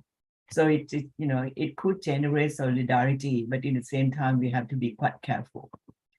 The second one, as I mentioned at the very beginning, that international solidarity form part of international law principle. But when it's come to international relations, and because of the concept or the principle of reciprocity, somehow, it could prevent international solidarity as well. And there are many, examples, many instances that we see. My third point, there are many frameworks which are conducive to international solidarity, either through international human rights treaties, which call for individual states and in cooperation with UN and other states, to come together in order to promote and protect human rights, not only within national borders, but beyond. But in the same time, this reciprocity, I repeat a bit here, may bring about, the individualistic of states, because it has to be mutual. And it has to be mutual.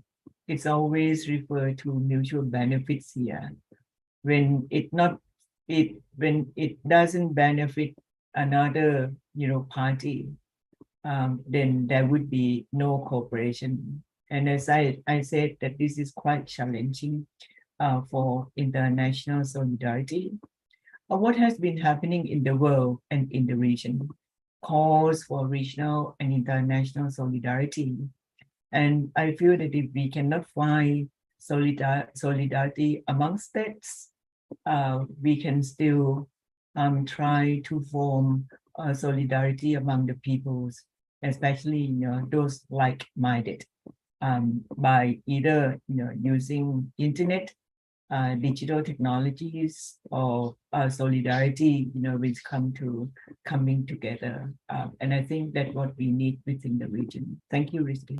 Thank you so much, Dr. Sri Papa. And now for Associate Professor Edmund Makarim, your final closing statement. Still muted, Pak. Sorry. Thank you very much. I try also answering the latest question that I found in the chat room. It is common, yeah. The technology will always have two sides, advantage and disadvantage.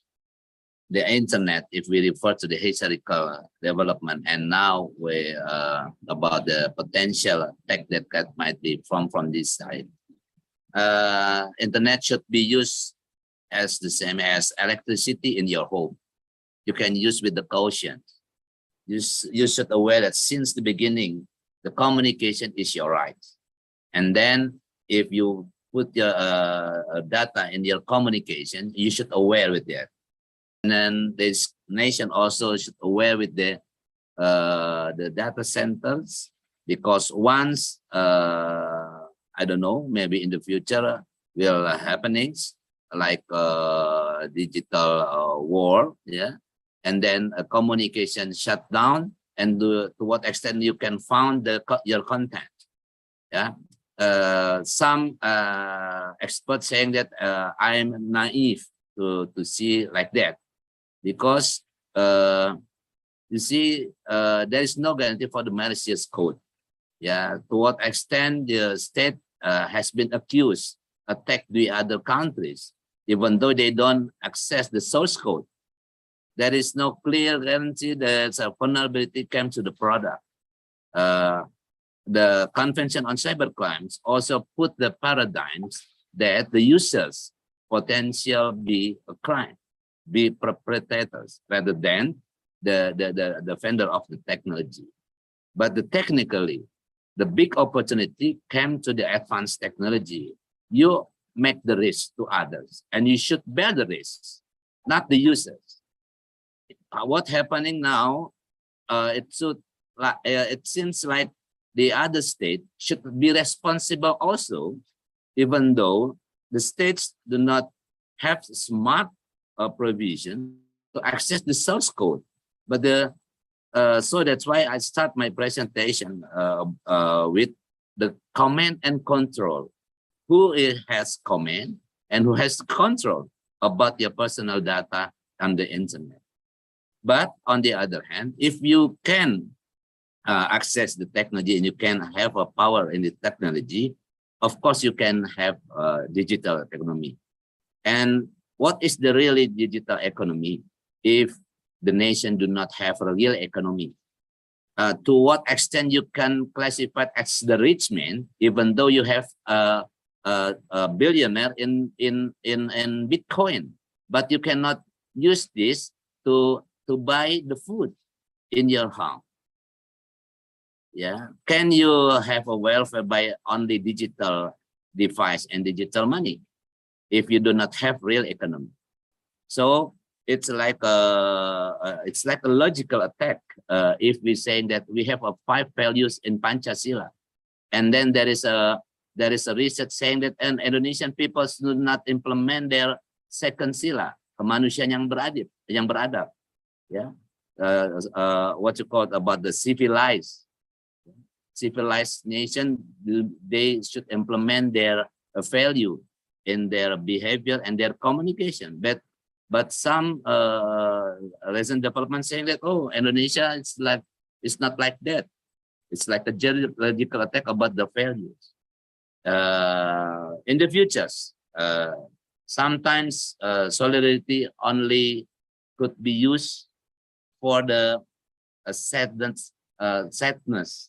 The solidarity should implement in the beginning, not on the ends of these situations.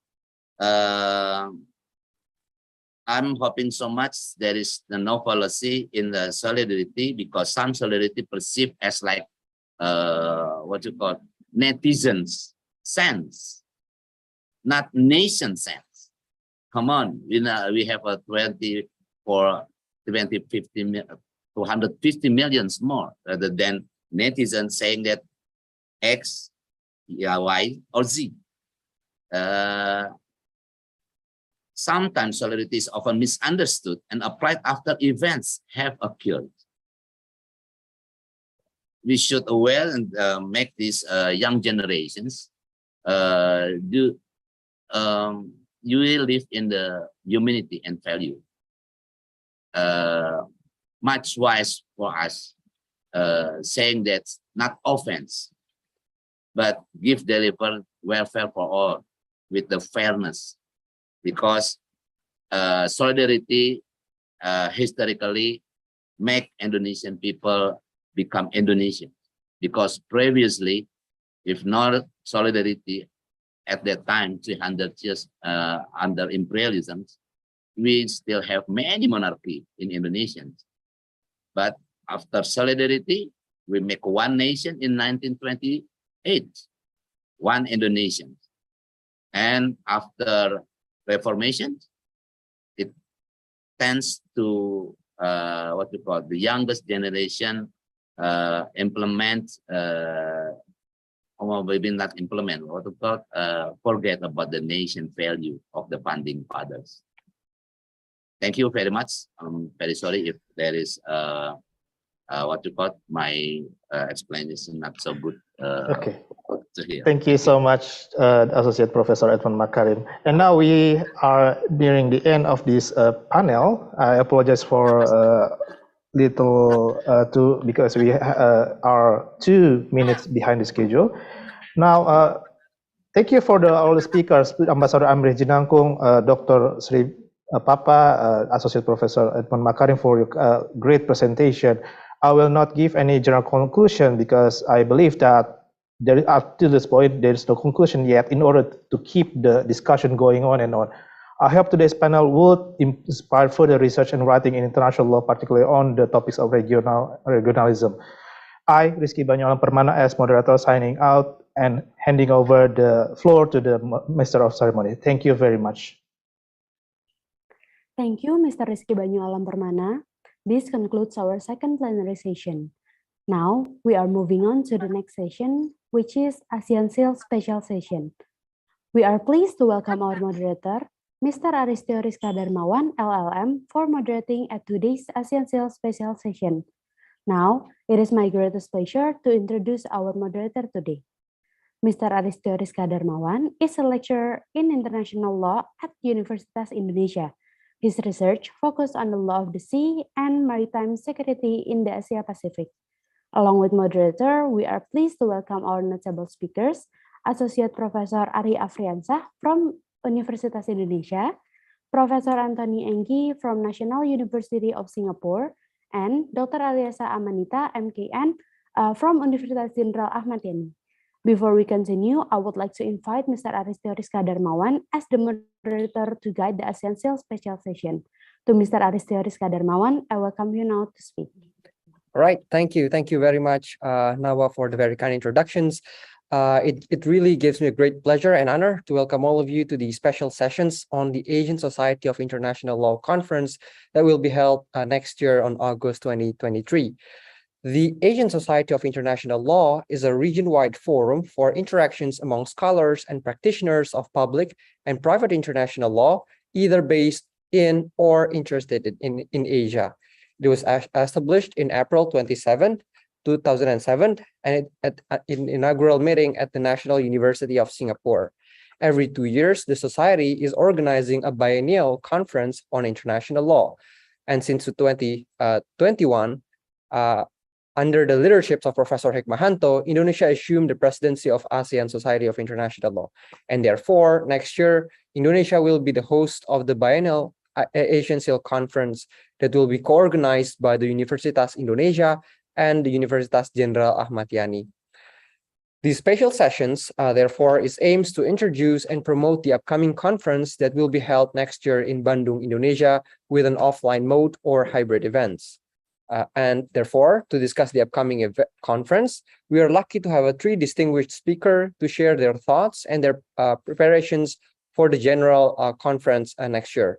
So please allow me to introduce the distinguished speakers. First, we are very lucky to have Professor Anthony Enggi, who is a professor of international law at the National University of Singapore and the University of Utah in the United States. He is currently the Secretary General of the Asian Society of International Law.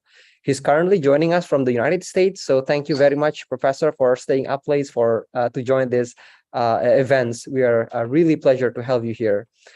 And then the second speaker will be Associate Professor Ari Afriansah, who is a senior lecturer in international law at Universitas Indonesia.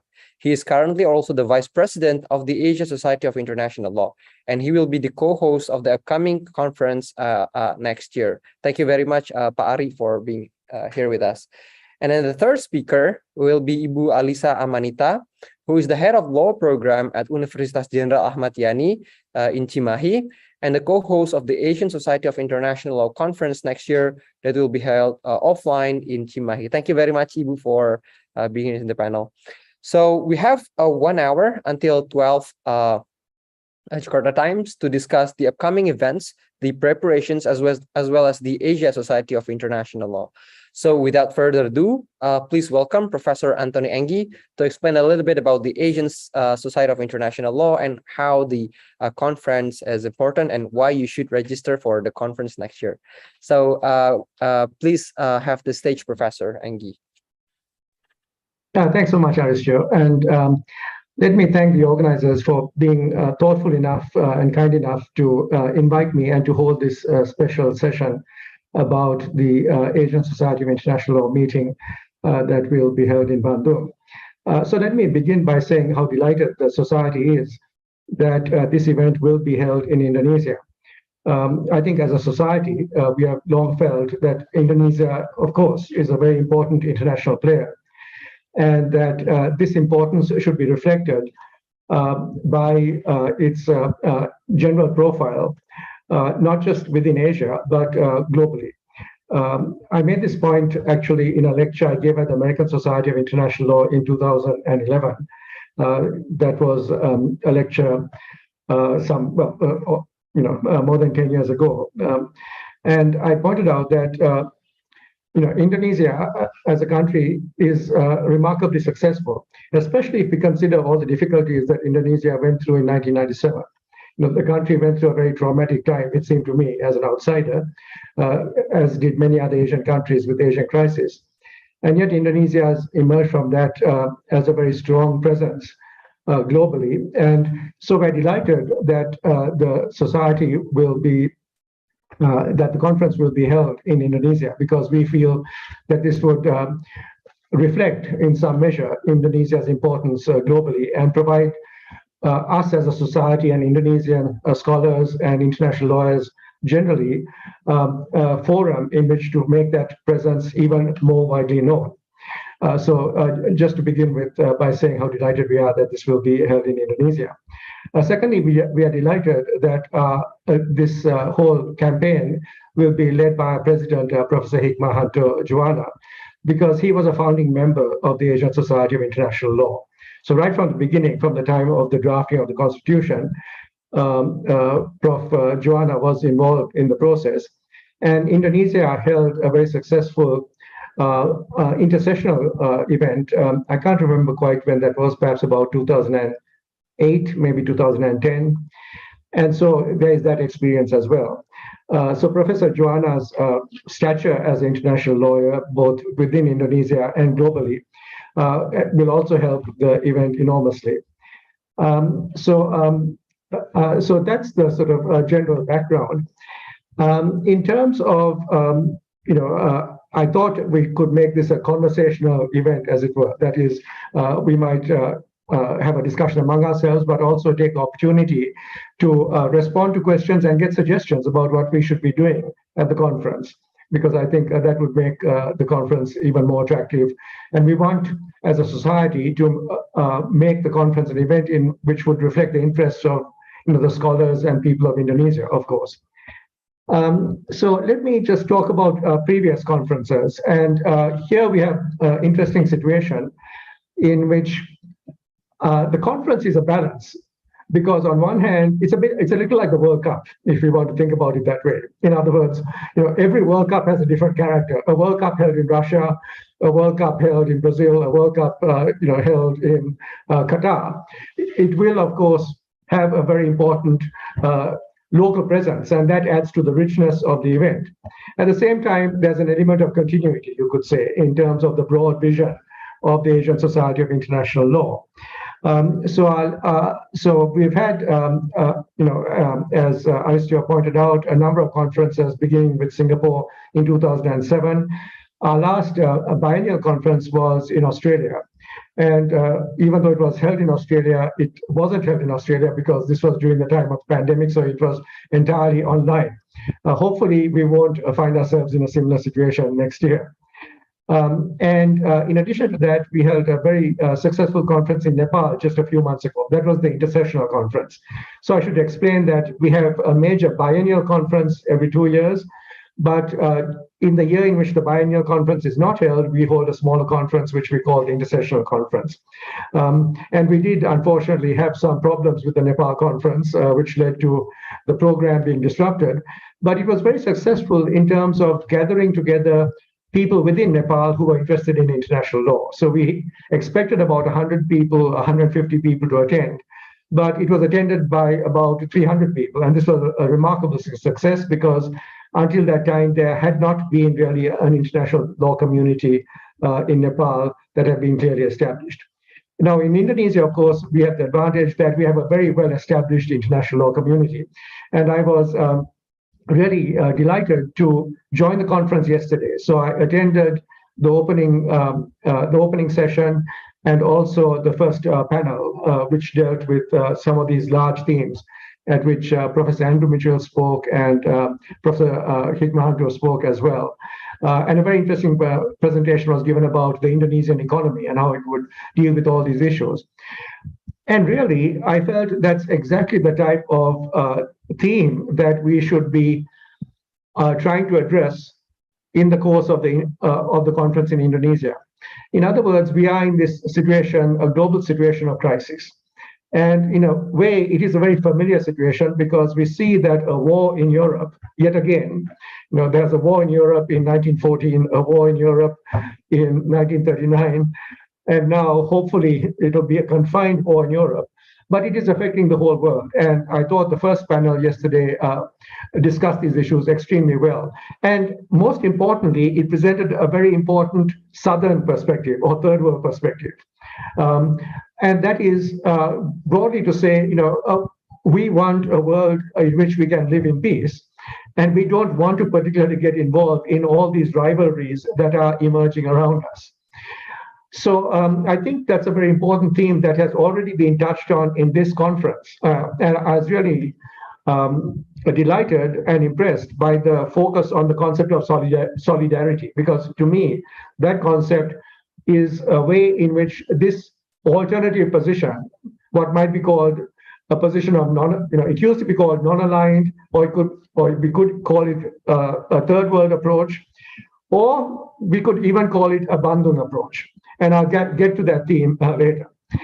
So what are the elements that I hope we will achieve in terms of giving a platform in which we can present this other vision of the world, a vision that in many ways has already been sketched out by the first panel, by the theme of this conference itself. And it's another way of saying this is the contribution that we in Asia can make to a global conversation. We want to be able to focus on concerns of Asia, but we also want to be able to make an important contribution to a world which seems to be facing a number of crises. It's very interesting to see that, if we followed what the Secretary General of the UN said in his speech to the General Assembly in September, he said, we are a world in crisis. We've got the Ukraine crisis, war in Europe. We've got an economic crisis.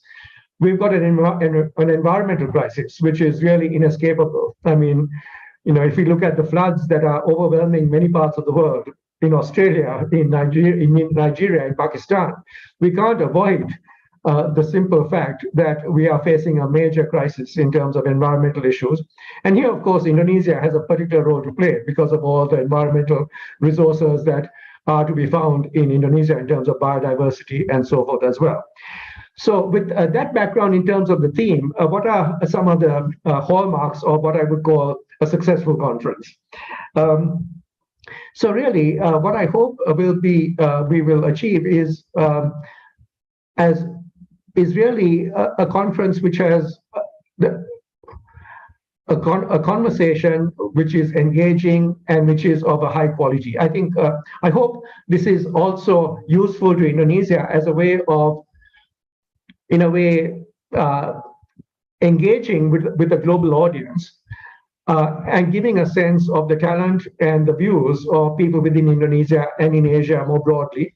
But also, if we look at the theme of the Bandung Conference, reaching out to our colleagues in Africa and Latin America, because one of the most important things about the Bandung Conference was it was the first conference of Asian states, but also it included African states. And I think quite often when we consider global events, we think in terms of what is our relationship to the West. We keep looking to the West, to the North as our point of reference. That is our audience. How do we compare to the West? So, for example, many discussions about ASEAN, invariably focus to what is it that Europe is doing. So that is important, because we should find out what the West is doing, what Europe is doing. But surely we should also be developing what I would still call third world solidarity. In other words, reaching out. There is a large continent, it is called Africa and Latin America. And very important developments are taking place in those countries, and we should get some sense of what is happening there. So I remember, after a very successful conference in the past, one of my European colleagues came to me and said, I want to come to every Asian Society conference after this because this is the best party I've ever had at a conference. And I felt, okay, well, that's great, but the party is not the idea. I mean, so that's not it'll be wonderful. And invariably, we've had wonderful events in the Asian Society because of, I don't want to generalize, but I think in Asia, hospitality is a very important quality in terms of how we see ourselves. So hospitality is important. And together with that, I would say it is the quality of our discussions that really would make a difference. And I'm glad to see that the Indonesian organizers already are thinking about ways in which the discussions can be transformed into various conference proceedings, or perhaps into articles that could be published in the Indonesian Journal of International Law or the Asian Journal of International Law, or in a wide variety of forums. So, so that is one thing I would emphasize. In terms of quality and reaching out, in terms of looking to enhance the participation of scholars all over the world who would be interested in the themes that we are focusing on. It is important for us to serve, in other words, as a forum. So again, this was emphasized by many speakers yesterday in the opening session. Here is a forum in which we can exchange ideas.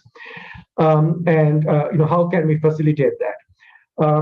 There will be, traditionally, there is also held in conjunction with the meeting, a junior scholar workshop. So we reach out particularly to junior scholars to help them in that way as well.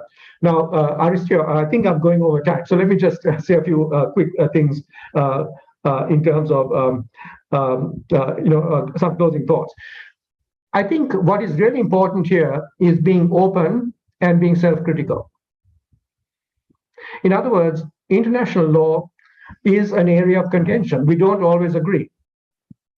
And if we think of even a situation in Asia, I mean, there was a discussion about Myanmar. How should we deal with Myanmar?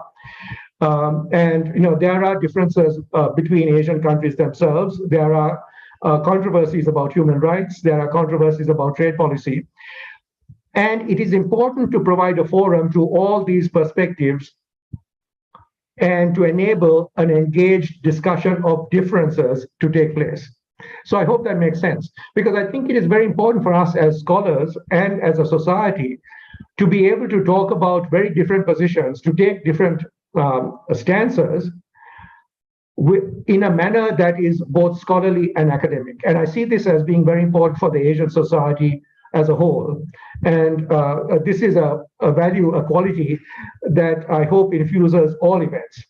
We have our differences, but the important thing is to be able to provide forums for the expression of those differences in a manner that is scholarly and academic and informed.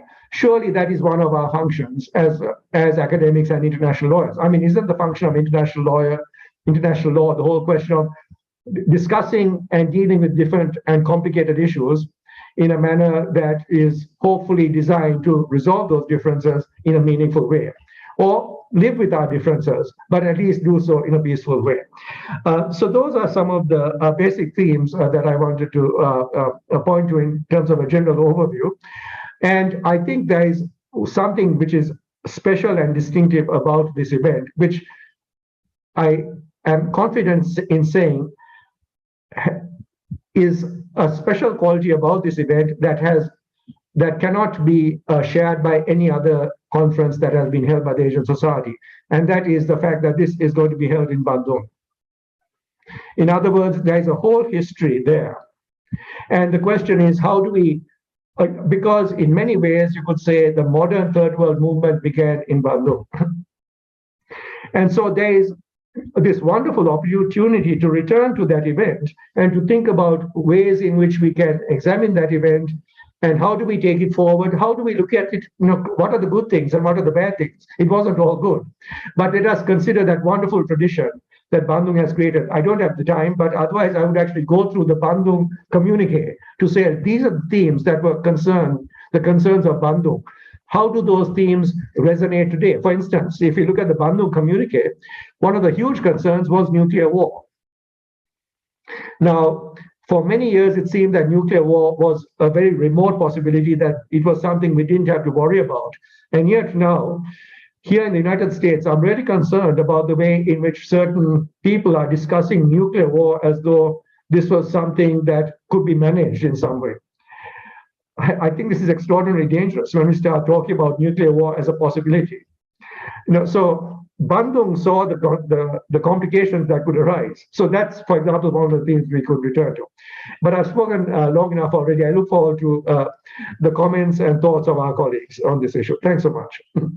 All right, thank you. Thank you very much, Professor Anggi. I think that's a very insightful presentation and also should be very tempting to join the conference next year. And I'm really glad that you mentioned the importance of Bandung in the history of international law, which I think we here in Indonesia, we often forget about how important is the role of Bandung Conference in the history of international. So thank you very much. I do have a lot of questions, but I think I'm going to keep it till the end of the presentation. So thank you, Professor Anggi. So next we will have Associate Professor Ari Afriansyah, who will be going to be talking about the preparations, the themes, and a bit of the technicalities of the conference. So without any further ado, Professor Ari, the floor is yours. Thank you very much, Theo, for the introduction. Good evening, Tony. Thank you so much for coming to this conference. Dear colleagues, professors, ladies and gentlemen, thank you for so much for keep attending this session, and I will be explaining to you on our plan in holding the 9th biannual conference next year of the Asian Society of International Law in 2 cities, actually, in Depok and Bandung. That's why we will be co-hosting between the Faculty of Law, Universitas Indonesia, and Universitas Jenderal Ahmad Yani, in which Professor Hikmanto Juwana is the rector of the university. So the general theme that we are going to uphold is the reconstructing Bandung spirit for Asia to lead in the new era of international law. As Professor Anggi has mentioned, Bandung is so much rich to the development of international law, especially with the development of the so-called third world approach to international law. Within this grand theme, we would like to have a number of subtopics or themes that we think that is quite relevant for us to discuss. Among others is that we're going to rethink about the multilateral cooperation in the post-pandemic era, the regional tension, the configuring interest in the Southeast China Sea, the relevancy of post-Bandung Conference in international legal history and theories, the Asian values in dispute settlement system in trade and investment reconfiguration, the place of regional organization in Asia, incorporating Asian value in international dispute settlement, framing Asian sovereign wealth fund in international law, the rise of China and the reshaping of international law, international legal aspect of Belt and Road Initiative, Asia and International Human Rights Forum, and lastly, common heritage and the future of resources. Again, this is some ideas that is not limited to the conference, but this is something that we keep in mind, some topics that we would like to have the discussion in the conference. So similar with the conference that we are having right now, of course, we would like to have the publication going. Of course, the presenters will have the option to submit elsewhere, but we will offer to some articles that to be published in our respected journals, the Indonesian Journal of International Law, in which it has been indexed in Scopus and it is open access. And we will have another conference proceeding in which we're going to be publishing with the Nova publisher, and the publication will be tried to be inclusion to the Scopus upon the publication. Again, we know that the Asian CIL have a flagship publication of the Asian Journal of International Law. We all know that is very prominent one. However, again, the presenters can have the options to publish elsewhere for their publication. This is a timeline that we would like to have starting early next year. We're going to have the first call for abstract from January to March. And then if the quota is not yet to be fulfilled, we're going to have another call for abstract until 3rd of May 2023. Then we will announce the selected abstracts in 31st of May 2023. And then we're going to wait for the full paper submission in 15th of July 2023. And the main events will be started with the Junior Scholar Workshop on the 7th of August 2023. And we will have the main days of conference on the 8th and the 9th of the August 2023. And we will have an optional activity for the city tour of Bandung in the next day. So in the first day, we will have two events. It will be the Executive Council meeting and the Junior Scholar Workshop, in which will be held in Jakarta or Depok in our Faculty of Law, Universitas Indonesia. And then in the afternoon, we will have a journey to Bandung together as a delegation. And at the same day, actually, for those presenters that already coming to Bandung, on Monday, we will have the registration the whole day at the Savoy Homan Hotel Bandung. This is the historical hotel in which the 1955 Bandung Conference held at that time. So for those who are staying in this hotel, you will experience how the historical ambience of the conference in Bandung. And then the next day, we will have the first day of the biannual conference, in which we're going to have two areas. The first one is the historical reenactment walk, which is going to be located in the Asia Africa Street. We will be all of the presenters, the participants, and all of the invitations officers will come together and have this reenactment historical walk. And then we're going to have the main conference held in Merdeka Building, the place where the 1955 was actually held at that time. And then after the planning session, we're going to the Universitas Jenderal Ahmad Yani in Cimahi, and it's quite close to Bandung, and we're going to have that until the rest of the day. This is the we hope that we could have the so close similar happening on the historical walk in 1955. We're going to have a really nice plan in there. Maybe Ibu Alisa will talk much about this. And then the third day, we're going to have the whole event at the campus of Unjani from in the morning until the end of the event. And again, the last day, this is an optional for those who have never been to Bandung and want to get to know about the historical city of Bandung, and it's very rich of its culture, and also about the event historically. You can join this city tour supported by Universitas Jenderal Ahmad Yani. So again, for those who are going to have the registration, we will have in Hotel Savoy Bandung and also in Jakarta, and you can do that during the conference days as well. So I guess that's not much for me. I guess I hope that you can spread the word. You can tell to all of your colleagues and also all relevant parties that would be interested in this conference. We're going to have another Asia Africa conference next year in Bandung. I guess that's all. Back to you, Aristio. Thank you very much. Thank you very much, Pak Ari, for the very interesting brief about the conference, about the topics, about the themes of the conference, about the possible publications, as well as the most exciting part, the tour, and also the historical walk that we will do in the same historical walk that happened back in 1950. So thank you very much for the tempting presentations. Next speakers, we will have Ibu Alisa from the University of Jenderal Ahmad Yani, who's going to be talking about also the technicalities and also what we can aim or do in the next year conference. So Ibu Alisa, the floor is yours, Ibu. Thank you very much, Mr. Aristio.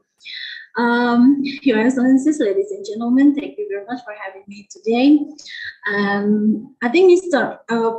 Ari have already told you everything about the Asian CILS Universal Conference next year.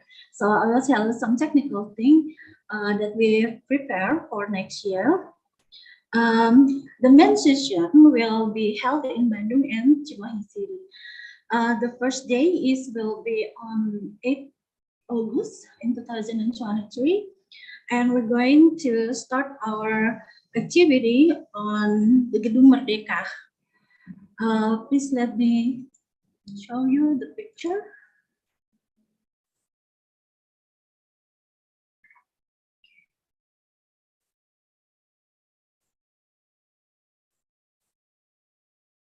Okay, so this is the Gedung Merdeka. This is the place where in 1955 there's a conference, Asia Africa conference, with the spirit of unity and solidarity of people of Asia and Africa on that day. And on the left, this is the Savoy Homan Hotel that Mr. Ari have told you before, that this is a very historical hotel, and hope that we can feel the ambience of the history. And on the first day, before we do the opening, we're going to take the historical walk from the Savoy Homan Hotel to the Merdeka. And it will take around 10 meters, and so it won't be really too long. So we're going to do the opening in Gedung Merdeka. And then we're going to move to campus Universitas Jenderal Ahmad Yani, which addressed in Cimahi City. So this is our campus. Hopefully we can meet there next year. And this is the transportation we're going to use. This is very unique. We call it bandros. We use it to transform. We use it to. It's a tour bus. The design very comfortable and very unique. The tourists often use this to take around the city, the Bandung city. And then the second days, we're going to have our agenda in Cimahi City in our campus in Unjani until the closing. And then on the next day, we're going to do the city tour to Bandung. It's an optional actually, but this is some destination that we can choose. Okay, this is the cultural tour. And there's some angklung ujo. We can play the angklung and learn how to use it.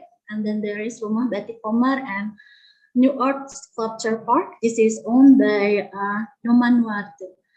This is really interesting place to come.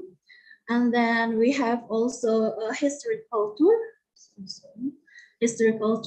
We have so many places that we can give us information about the history of Bandung City. And also we have natural tour. this is some place that we can choose as a destination. There is Taman Hutan Raya, Tebing Keraton, Tangkuban Perahu Volcano, and maybe Kawah Putih. And I think that's all. And maybe if we get tired, we can go culinary tour and shopping tour. I think that's it. Hope it's tempted all of you guys, and we can see each other in Bandung and Cimahi City. Thank you very much. All right, thank you very much, Ibu, for the very nice presentations. And of course, I think as what Professor Anggi have noticed earlier, that Asia is very good with hospitality. And of course, I think Universitas Jenderal Ahmad Yani, I'm sure, will be a very a good guest for our conference next year. Before I am inviting now all of the participants who have any questions about the conference next year, please do so in raising your hand or feel free in using the chat box. I have a question still before I give it to the floor. One of the distinctive, I think, features and also the important features of the conference is the Junior Scholars Conference or the Junior Scholars Workshops. So maybe Professor Anggi and Professor Ari can talk a little bit about how these junior faculty workshop is going to be organized, and how, for example, in the previous year, how can these workshops improve the quality of research of junior scholars here in Asia, and how it fits with the development of international law in the international law scholarships here in the regions. Maybe we go to Professor Anggi and then we go to Pa Ari. Sure. Thanks, Aristio. So this has been a tradition with the society for a number of conferences, because we feel it very important to reach out to the junior scholars in Asia, because we do understand that well, they are the future, and they should be given every encouragement to make presentations, to have their works discussed by experts in the area, and also the opportunity to publish. So I'm delighted that the Indonesian Journal, for instance, would be one of the possible forums. And all of us have also been involved with another program, TRILA, the Teaching, Researching International Law in Asia.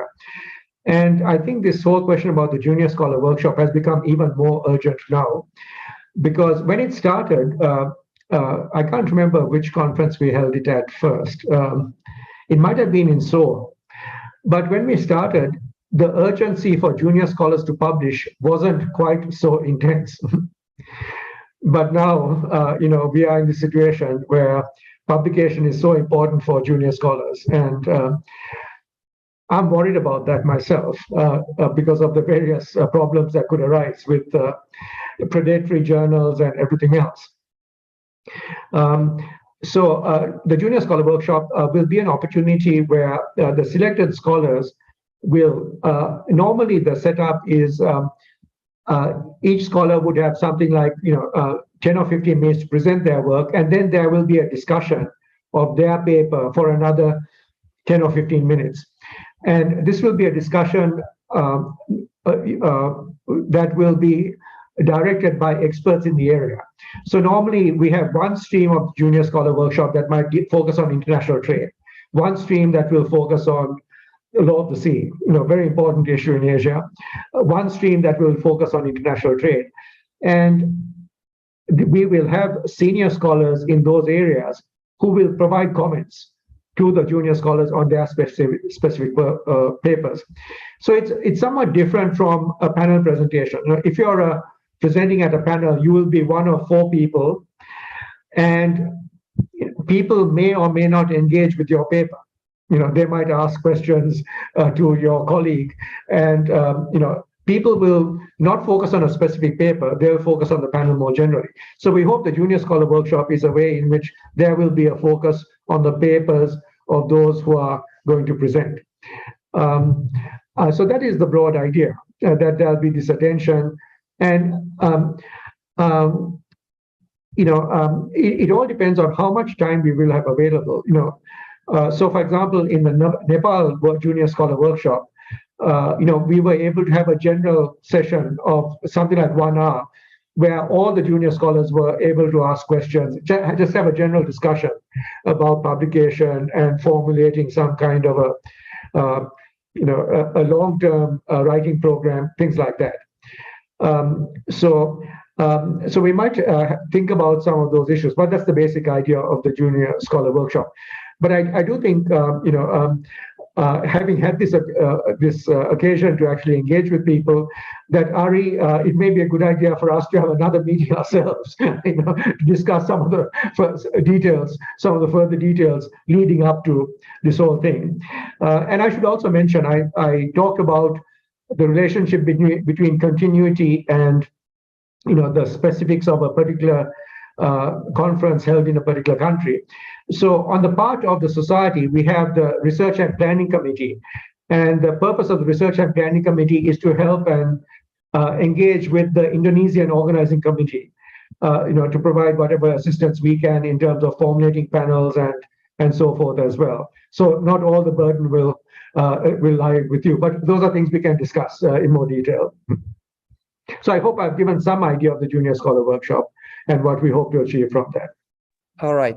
Thank you very much, Professor Anggi. I think that sounds very important for junior scholars here in Indonesia. I suppose there's a lot of our audience here as a junior faculty member. So I think it's going to be very useful for us to prepare and what to expect from the next year junior scholars. Professor Ari, do you have any something to add on the junior faculty workshops, which might be how we organize next year? Yes, thank you very much, Theo.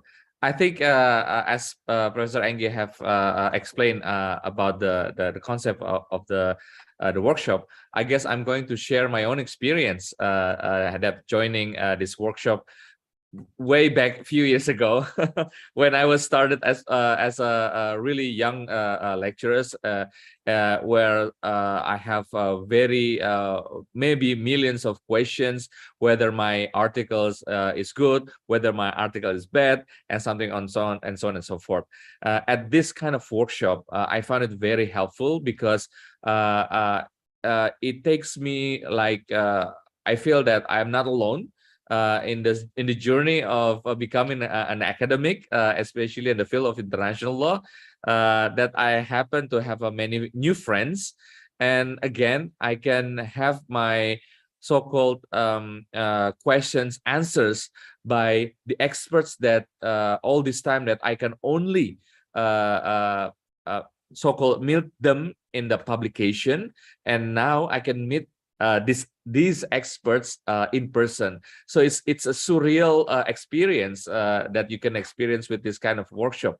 You can imagine that, for example, whole this time you're writing about, for example, to whale, for example, and then in the workshop you're gonna meet Professor Anggi in person, and you're suddenly, oh, this is someone that I always been wanting to be met, and we can have this real discussion, and it's going to make it's going to be a life-changing experience, because as a junior community, you will be need more than anything to have this so-called feedback, reviews, and again friends in doing the journey as an academic in international law. I guess that's something that we can offer in this workshop, and hopefully there will be more so-called younger generation to become the academics in this field. Thank you, Theo. All right, thank you, Professor Ari and Professor Anggi for the answer. I think it's I also very much interested in knowing how the junior faculty workshops works next year, and hopefully I can also participate to get all the knowledge and wisdom from the workshops. I have a questions for Ibu Alisa. You mentioned a bit about one of the programs, of course, that we will visiting the historic Gedung Merdeka, which is, of course, one of the very historical buildings in international law. Maybe some of our participants here is not Indonesians and don't know what can we explore and see in the Gedung Merdeka. If you can talk a little bit, Ibu, what can we explore in the buildings, and what historical events can we expect in the building? Okay, thank you very much. So the Gedung Merdeka is a place where in 1955 we held Asia Africa Conference, and nowadays the Gedung Merdeka is used as a museum. It's a Conference Asia Africa Museum. So there are many things that we can see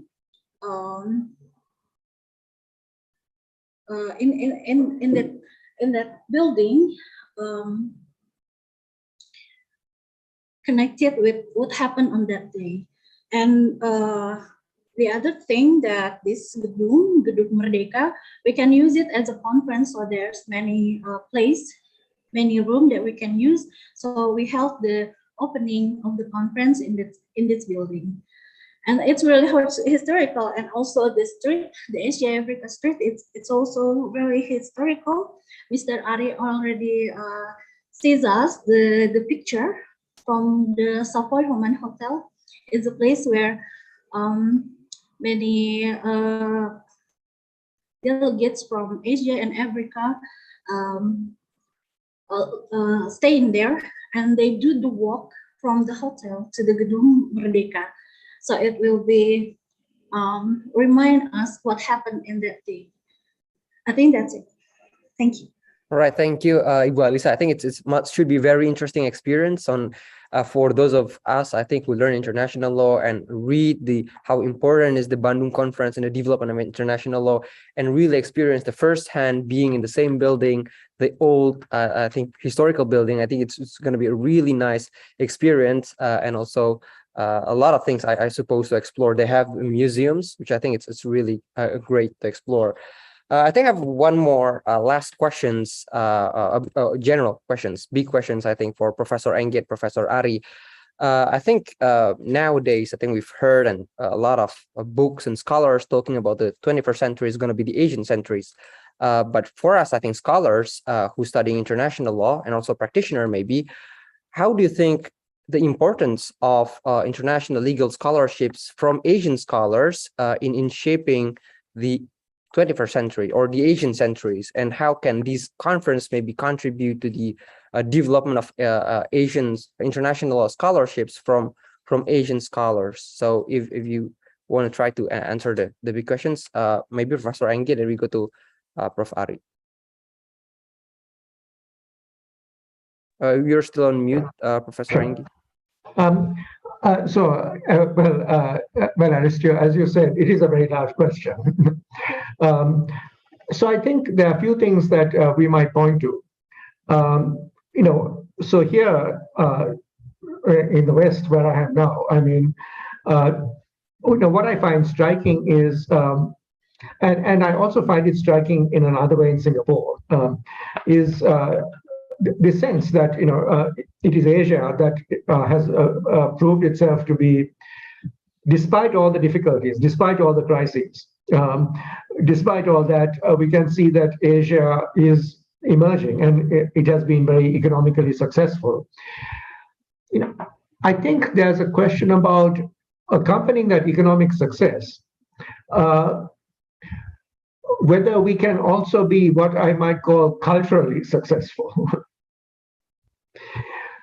So the interesting thing to me is perhaps going back to this conference itself, the Center for International Studies conference itself. One of the themes that I really found being expressed even in that opening panel is the world is sort of exhausted. It is in a state of crisis, multiple crises.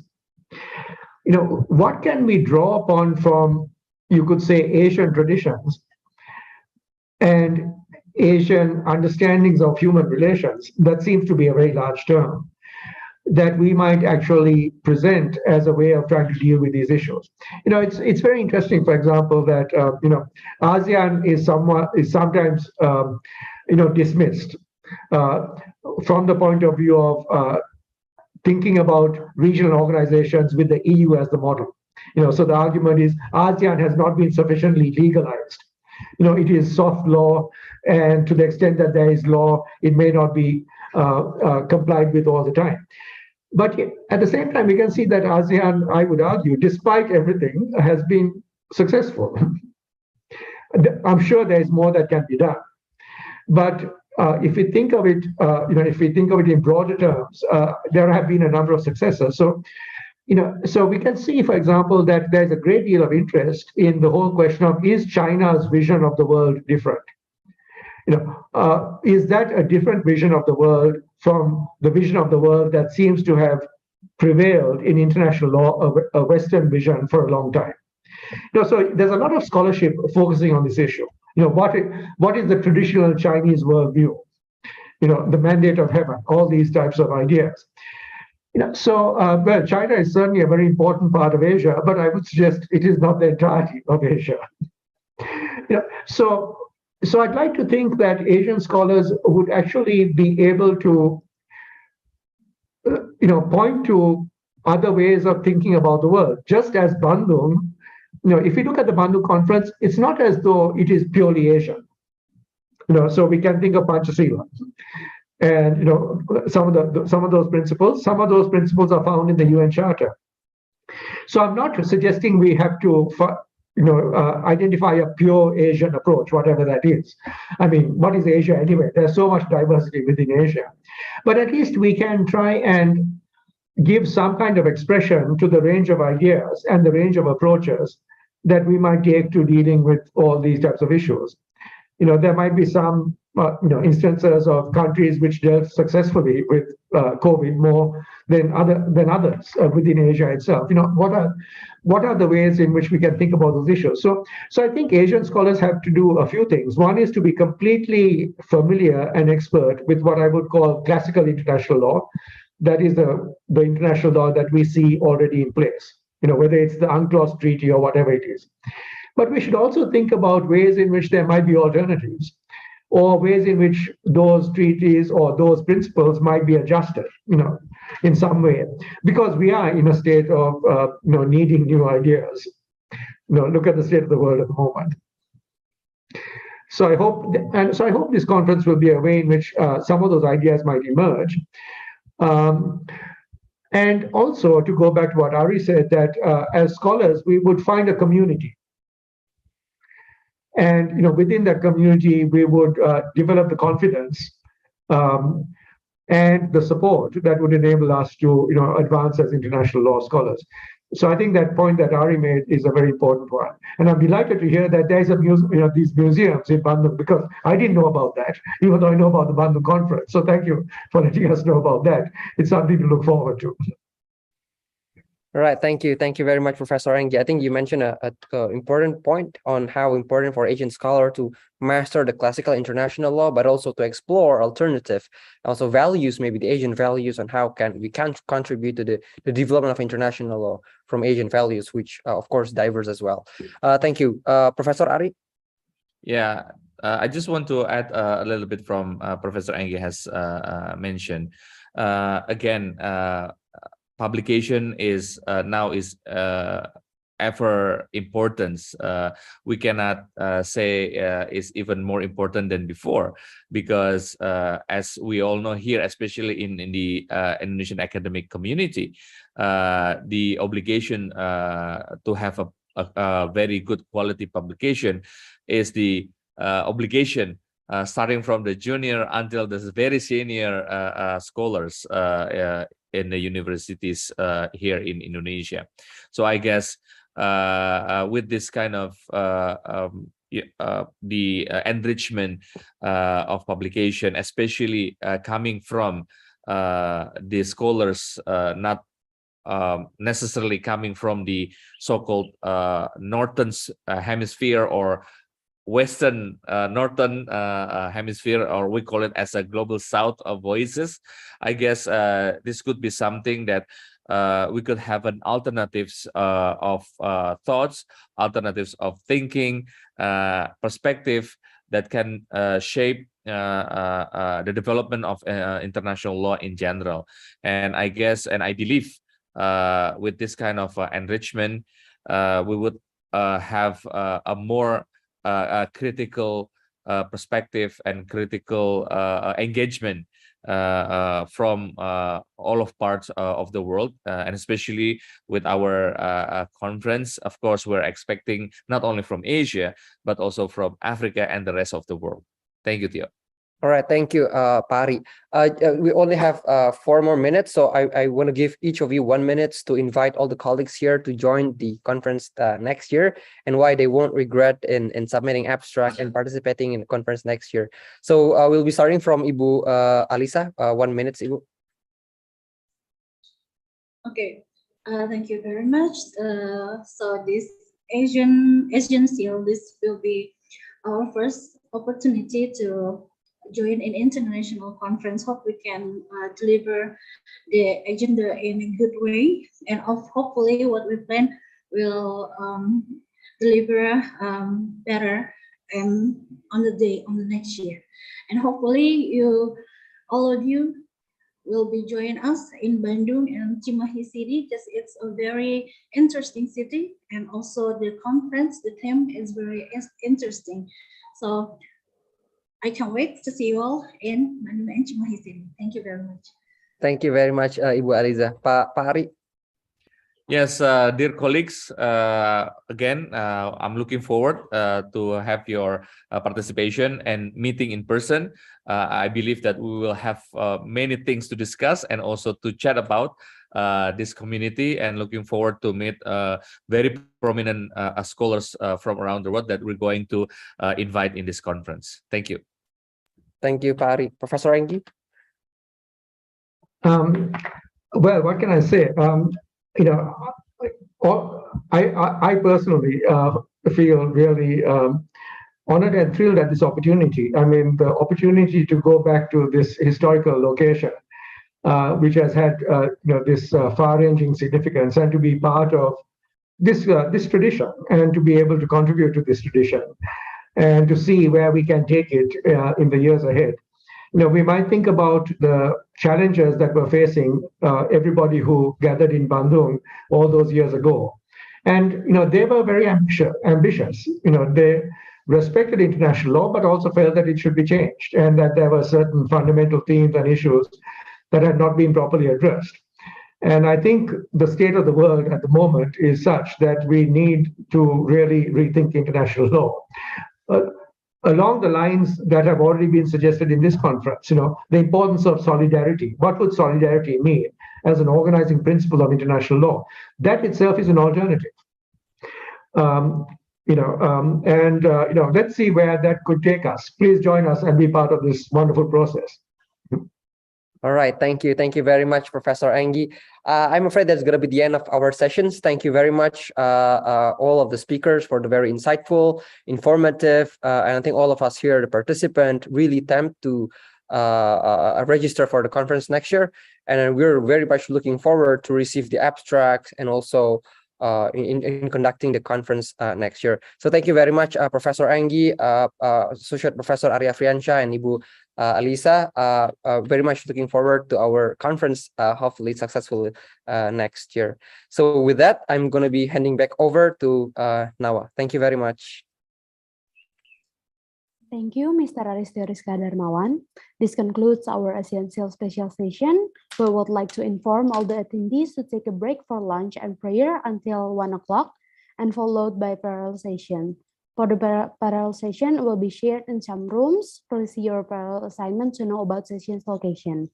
After the parallel session, please make sure that you come back to this link for closing ceremony. Thank you.